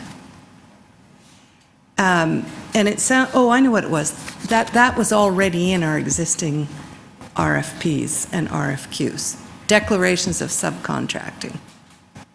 Yes? Through the chair. How is it that those declarations were not effective? Sorry, Counselor, I actually don't understand your question. Okay, let me back up. I think it says in here, one of the things that we have done previously was to include on all contracts some kind of declaration about subcontracting. Correct. So we've had that for some time. So we introduced we introduced in the revised purchasing bylaw, which came into effect this January 1st of this year, a supplier code of conduct in which we now asking all bidders to declare that they will abide by the supplier code of conduct, including things like won't collude, will be honest with us. We have historically asked information related to subcontracting. It's actually one of the, also the recommendation from the Auditor General. The issue, of course, is still tracking the subcontracting information, not only at the initial award stage, but during the life of the contract. Exactly. So we're trying to find the appropriate policy and tools to be able to make sure that we're tracking all the way through, because things change. Sometimes contractors don't tell us there's a subcontractor, and we only find out by happenstance, and we have to investigate. So you're saying that you're trying to find new tools, because this declaration about subcontracting had already existed when we discovered that there was potential collusion between bidders subcontracting to each other. Well, through the chair, we've been asking for information on subcontracting. In one instance, which was in the report, we discovered a situation where a bidder where two bidders were subcontracting each other, and we took the appropriate steps by canceling that contract from being issued. But we have to we're trying to work on developing a policy to make sure we understand, is there an opportunity for a bidder to also be a subcontractor in a certain type of contract where they might be providing a very small amount of work or not. So these are the things we're working through that the Auditor General has identified. So we're trying to have a policy in place with respect to that, which we're trying to figure out. And we also need the tool to track the subcontracting information. So that's, again, goes to the database that we need to have in place so that we can actually see who's subcontracting. Okay, Toronto Sorry, Water. Counselor, you're at Yes? 6.5 minutes. One last. One. Promise. One. Toronto You tried this Water- before with me, and then you asked 3. So you can have 1. Toronto Water uses a lot of subcontract, or has a lot of contracting out of work, and there are a lot of subcontractors. Are we making sure that we are putting a focus on those divisions that use a lot of subcontractors? Through the chair, we're working with all the construction divisions to talk about subcontracting. So it's not just Toronto Water, but ECS, transportation. In construction, subcontracting is normal. So we have to make sure that we have the right and appropriate policy so that we don't impact our ability to get the work done, but also ensure that we're dealing with risks. Okay, thank you. Speakers? Counselor Davis, you held the item. Did you want to speak? I'll just move the staff recommendation. Okay, Counselor Davis is moving staff recommendations on number 17. All in favor? Carried. Number 18, the semi-annual treasurer's report on activities of the accounting services and purchasing and materials management divisions as of June 30th, 2017. Counselor Davis, you held this item. When is the financial control bylaw review coming forward? It's coming with the next long-term fiscal plan report. So that, when we bring that report forward, it will have the report on the financial control bylaw, and it's scheduled, I'm being told, for the October executive committee. I think it's October 24th, 25th, something like that. Okay. And it was hard to interpret these results in comparison to previous years, plural. Could you just tell us where are the areas that we still need to be working on to improve and achieve our service targets and service? Through the chair, the supply chain management transformation piece that's being brought in, category management and SAP Ariba will help automate a lot of our processes, will improve cycle times, will actually improve our ability to access vendor discounts, so that will help both purchasing and accounting move to the next threshold as part of our quality improvement initiatives. Thank you. Thank you, Councillor Davis. Any other questions on this item? Councillor Davis, did you want to speak? Okay, Councillor Davis moving adoption of number 18, the semi-annual treasurer's report. All in favor? Carried. Our next item is number 19, the largest property tax debtors with tax arrears greater than $500,000 as of June 30th, 2017. Councillor Crisanti held this item. Do you have questions of staff? Well, thank you, Mr. Chair, and I do. It's just quite concerning. We have close to $30 million that I think is being asked that we rewrite that off. How does this compare with previous? No? Not writing it out. They're just Sorry. not writing them. No, you're saying here in the report. Oh, sorry. These are tax arrears of over $500,000. Okay. They're not ready. Yeah, we're not. Okay. So how does this compare to previous years? So on page 4 of the report, we have a history. They've been almost $70 million just prior to amalgamation. They hit a low in 2013 of about $21 million, and they've increased to just under $30 million by 2017. So they were on a fairly significant downward trajectory with a bit of a bump up the last couple of years. Okay, so where are they in the process? They've been in arrears, I gather, for quite some time. So where are they in the process, and what are the next steps? Through the chair, there is an attachment that documents where we are in each one. On some of these, we have issues such as the condos at 222 Spadina, where we have to look to legal and come up with a creative solution, because we can't take over those properties, but the way the condo corporation is set up, it's such that there isn't an incentive for those commercial condos to actually be, to have tenants or to pay their taxes. Mm-hmm. Those ones are staying on there until we can come up with something that can deal with that wicked problem. We have some that are environmental issues that we're dealing with, and then we have some that are going through the tax process, and we do have the ability to reduce the amount owing if it goes through a failed tax sale, so that the city doesn't have to come onto the chain of ownership. And some that have failed taxes are going through subsequent tax sales. Okay, and when they go to a tax sale, then we have the ability then to recoup the full amounts owing. It's to the extent that somebody purchases it for the amount of the tender, yes. Okay, good. Thank you, Mr. Chair. That was it. I'll move the item. Okay. Thank you, Councillor Crisanti. In your neck of the woods, if you're in touch with anybody from the Woodbine Mall, they're one of the largest ones on the list. They owe $2.7 million.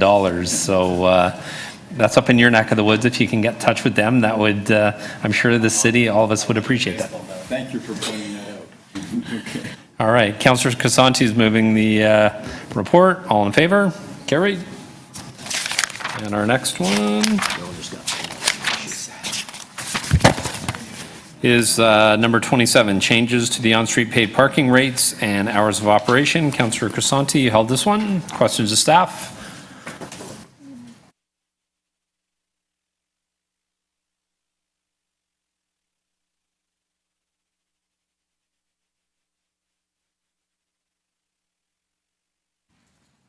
Yes, thank you, Mr. Chair. So how has the Toronto Parking Authority performed over the last, say, 2-3 years in terms of revenues? Well, just tell me how we've been performing. Let's start. So we've had extremely good performance over the last 2 years. 2014 was a bit of a down year. Since that time, we've been increasing our revenues approximately 8% per year across both of our channels of operation, mainly in the off-street program.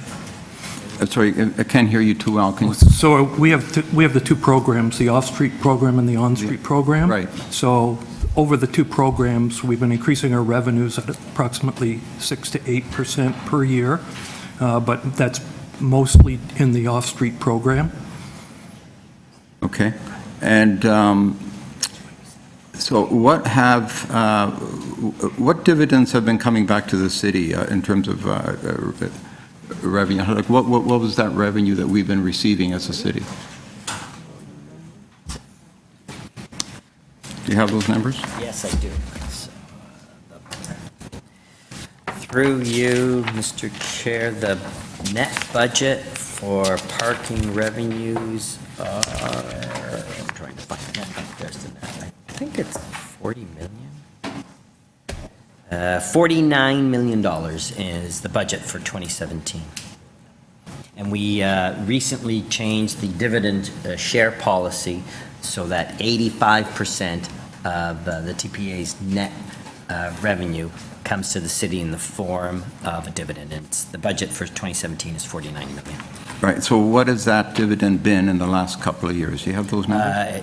I don't have them all in front of me, but they have been increasing. So, for example, in 2016, if I can find it, it was $47 million in 2016. For 2018, there's likely going to be a bump up because of the dividend rate policy change. So it has been increasing quite steadily over the years. So it's fair to say TPA has been doing well. And if revenues are increasing, then why the need to increase the cost of parking right now? So why are we doing that? the price changes to the parking are to moderate Not making enough? usage of the spaces. Yeah. The usage has been increasing in the on-street program to the point where many areas of the city are oversubscribed at this time, and the customers trying to access the businesses cannot find a parking space in many instances. So we're trying to create turnover in the system to support the local commercial areas in the city. Have there been consultations with the public, the business community? We presented to the BIA committee of the city in May and June of this year, and we invited them to consult with us at their opportunity. We offered our services throughout the summer, and we were contacted by 10 BIAs that we consulted directly with. So you can, out of the, what are we up to now? 87 BIAs citywide, so we consulted with 10 only? Well, we presented to the entire BIA community at the, what's the committee called? Tabia? Oh, the Tabia Intercity Consultation Committee. So they were all present or invited. In addition to that, we sent notices to each of the BIAs informing them of the changes that were going to be enacted, proposed in their BIAs. And again, we invited their response and their input So we've done extensive BIA consultation. Good, good to know. And what were the results of those consultations? What kind of feedback? So we reached out to 54 BIAs, and we heard from 10. 3 BIAs just inquired about general parking and traffic information. 3 BIAs received negative feedback from their constituents or individual business owners themselves. We had 2 inquiries from 2 business associations to look at the proposed changes. And of those 2 BIAs, we actually amended one of the BIA areas in terms of what we were proposing. And an additional 2 BIAs were definitely opposed to the proposed changes in their wards.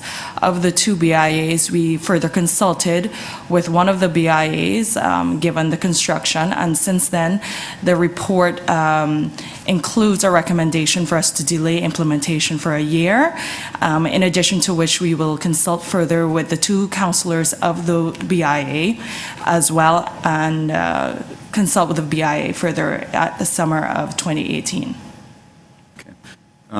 So a letter was distributed this morning from the College Promenade BIA. Have you seen that? Have you consulted with this group? Yes. Well, so, yes, that's one of the You know their BIAs concerns. that we did meet with, and that Anne Marie was referring to, where we've recommended delaying implementation in a location. That is the location. So that implementation has been delayed till January 2019, and in addition, we've committed to doing a review of the changes due to the construction they underwent, and to consult further prior to implementation. Okay. Thank you, Mr. Chair. Thank you, Councillor Crisanti. Then your Councillor Shan, questions? So just as a clarification, this is only dealing with street parking, not other green P lots. Correct. Okay.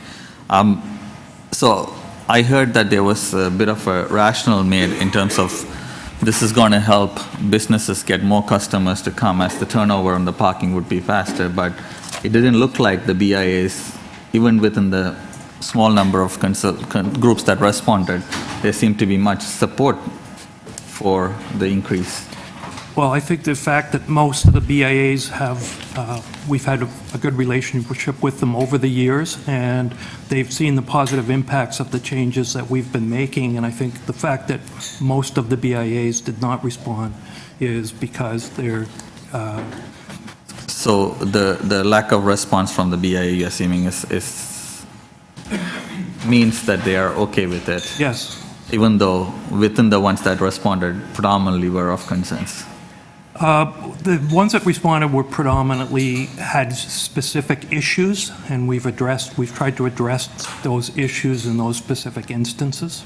So the ones that responded or spoke out, you made adjustments to have those places not or be exempted from this? In two locations, we've adjusted. Okay, so basically when BIAs have requested it, you've made that adjustment? We make adjustments if we feel that they're consistent with the overall changes that we're proposing to the system.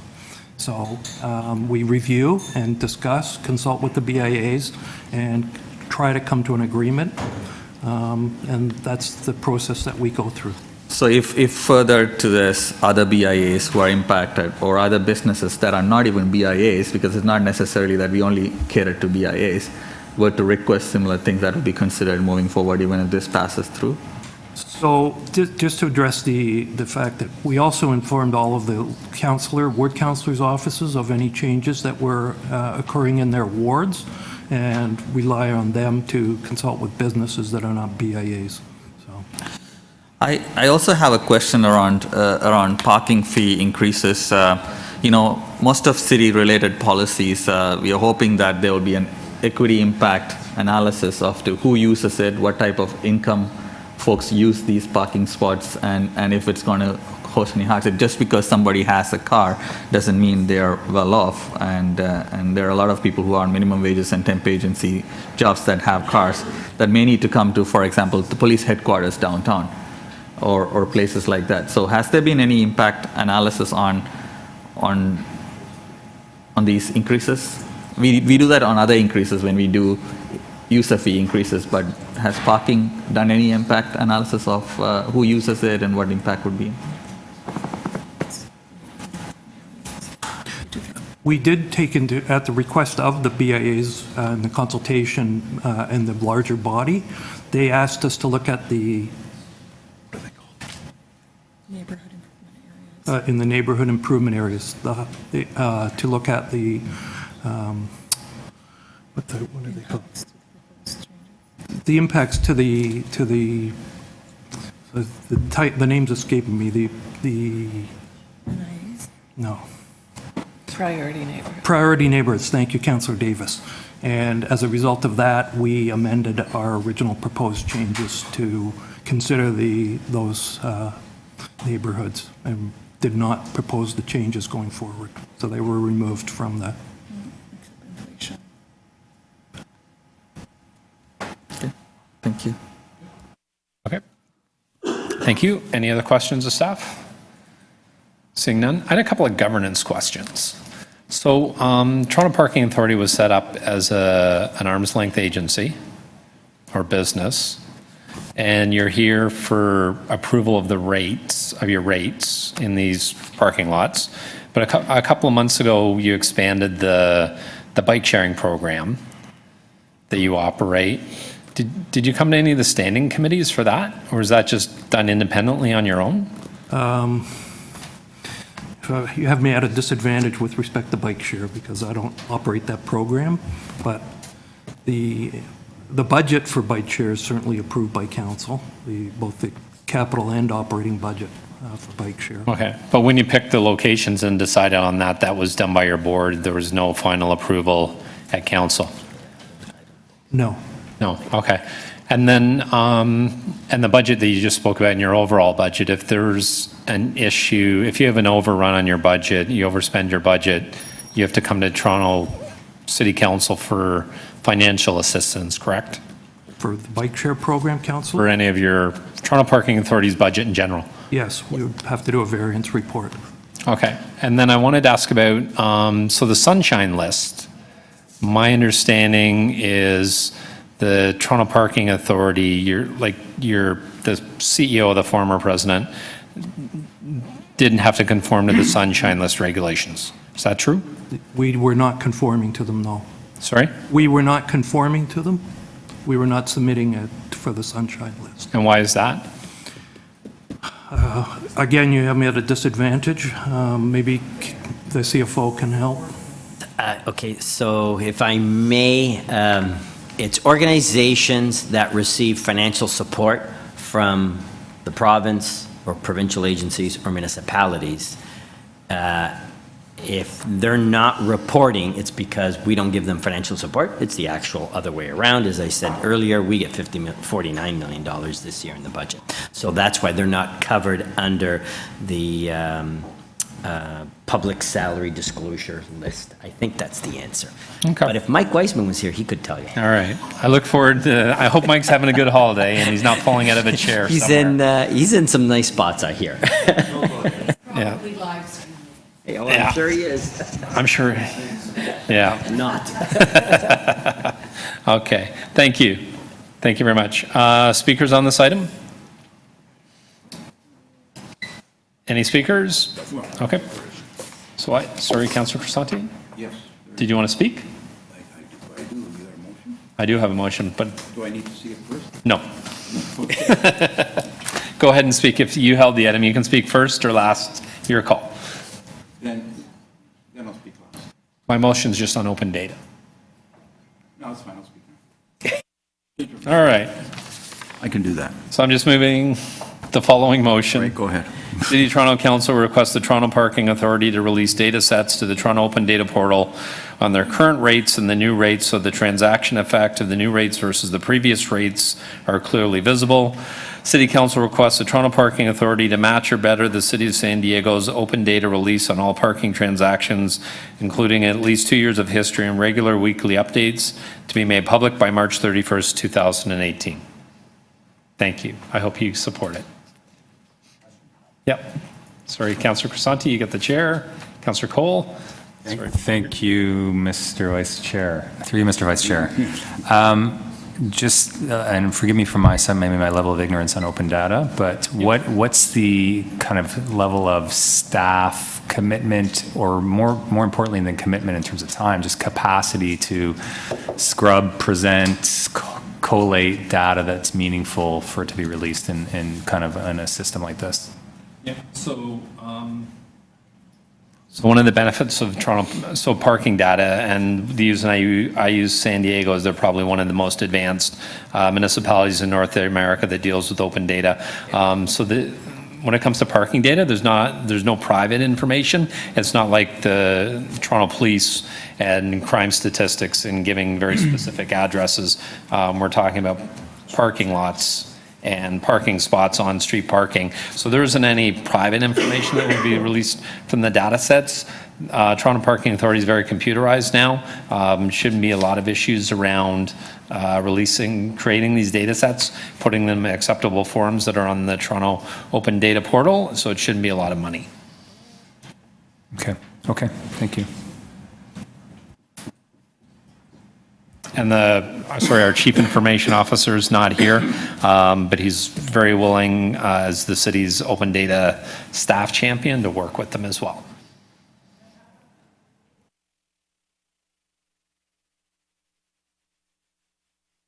I'll take the gavel back. Councillor Crisanti, you wanted to speak? Yes, if I could, for a moment.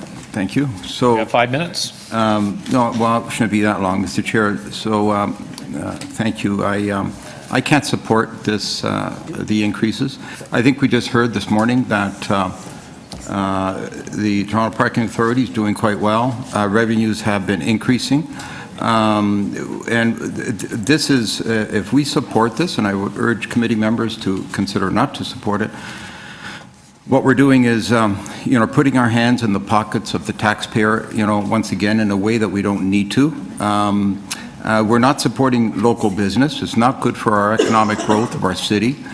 We want to tell people, come visit our city, and we're going to actually we should be doing the opposite. We should be, if we can afford it, and if our revenues are increasing, we should continue to maintain not just affordable rates, but rates that will continue to attract people to do business in the city of Toronto and give them the available parking that they need so they can go and do business where they wish to and where they choose to.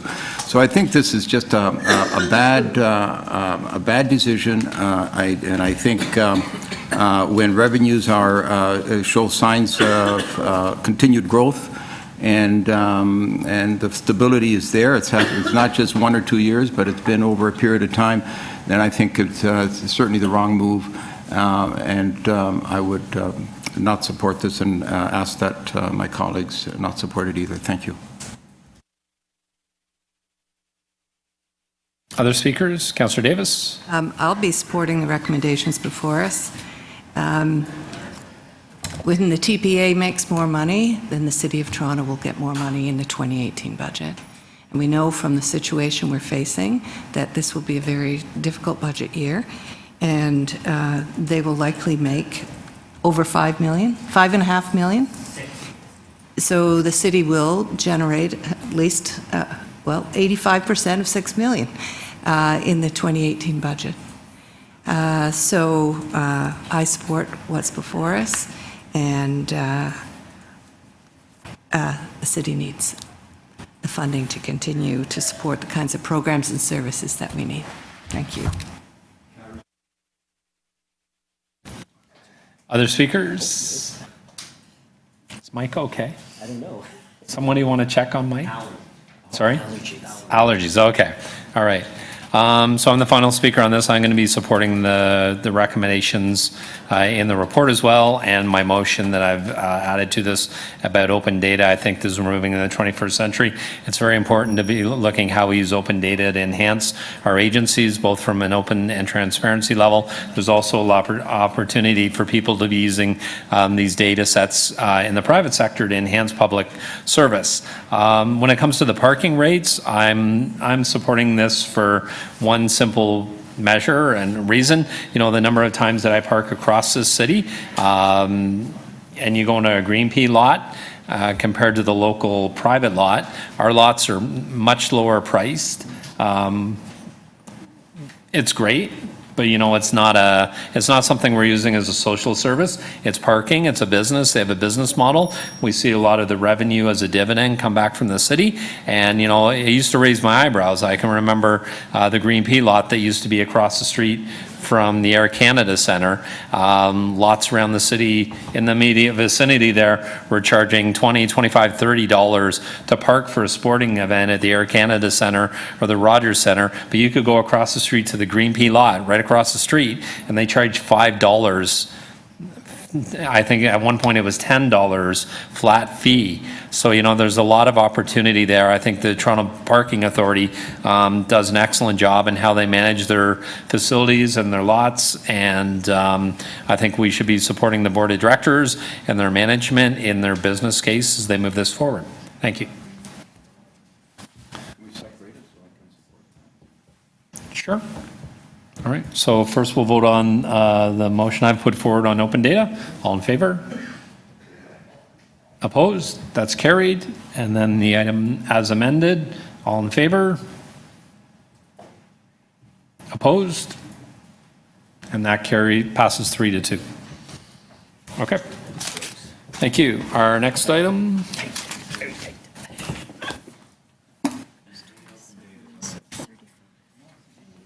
Okay. So our next item is number 35, the amendment to purchase order number 6040444, fire alarm upgrade at 40 College Street, Toronto Police Headquarters, which was held by myself. Is there anybody else that wants to ask questions of staff? No? Okay. So I hope it's a pretty simple one. So I was just trying to understand from reading the report. So this is about the fire alarm installation at Toronto Police Headquarters at 40 College Street. And from reading the report, there's a number of instances that seem to be more caused by the police department over security issues. I think the Pan Am Games was mentioned, different scenarios where the contractor had to be let into the building but couldn't. So the cost has gone up, but the city seems to be covering that cost and not the Toronto Police. So I'm just trying to understand how that rolled out like that. Maybe I'll start. Cause may be a little strong word. There are operational requirements when you're doing a project of any sort. There are sensitive project requirements and spaces within that building that we need to work around. There were a very late delay in signing, implementing the contract. As the report points out, it couldn't have been done in the time frame that it was originally intended. And in the end, there's just one taxpayer, and they're all funded the same way. So. Good point. All right. Okay. Thank you. Any other questions on this item? Councillor Davis? Nope, seeing none. All right, I'm going to move the report. Not too crazy about it, but I'm going to move it anyway. All in favor? Carried. And then our last item is the one that, sorry? Yep. Oh, sorry. Yep. So the last item that we're going to do in public is the one that I added on at the beginning, which is entitled, for lack of a better word, the request to revise the Ontario Provincial Offences Act. And the rationale behind this is basically, I've had a number of complaints from residents that, so for a parking ticket, if you don't pay your parking ticket on time, you miss the deadline. If it goes beyond a 75-day period, the way the Provincial Offences Act is written is you can't go to one of our facilities and pay the parking ticket. You have to actually figure out how to get the money to the province. I think we actually lose out on a lot of revenue this way. People that renew their license on a 2-year period, get a parking ticket. We don't see any of that revenue from that ticket for over 2 years, and when they go back to renew their license and can't renew their license without paying that $75 fine. So I'm basically moving this report to ask for the other issue around it is when, on the city parking ticket, the website, parking tag operations, there's no information about the 75-day deadline. So I'm asking for that information to be included, and the Provincial Offences Act to eliminate the 75-day deadline so that we can still see that revenue. All in favor? Opposed? None? Thank you. And then, so we go back to item number 4, which Councillor Davis held, which is the Assessment Act appeals at the West Don Lands. And Councillor Davis, you said you had in-camera questions on this? Okay. So I'm going to just move the following motion. That the Government Management Committee recess its public session to meet in closed session to consider this item as it relates to litigation or potential litigation that affects the city, and the receiving advice that this subject is, advice is subject to solicitor-client privilege. So what that means in everyday language, anybody that doesn't have an interest in this item has to leave the room, and including the media and any staff, city staff that also don't have an interest, I'd ask you to leave the room, please. And all in favor of this motion? Carried. So we're just going to wait a couple minutes for the room to clear, and then we'll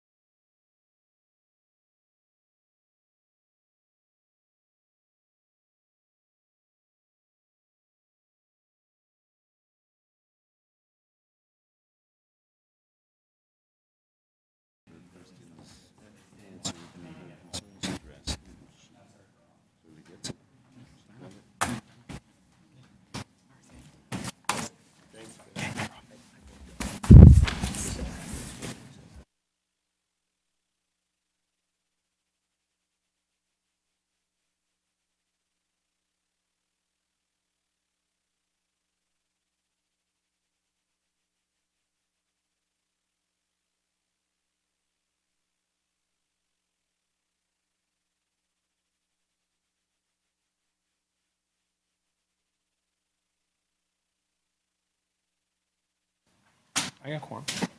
I got quorum. I got a full committee.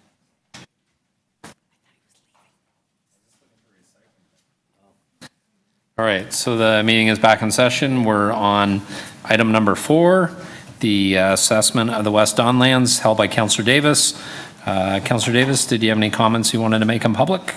I will move the recommendations in the report, which are to adopt the confidential instructions in the, contained in the report, confidential report.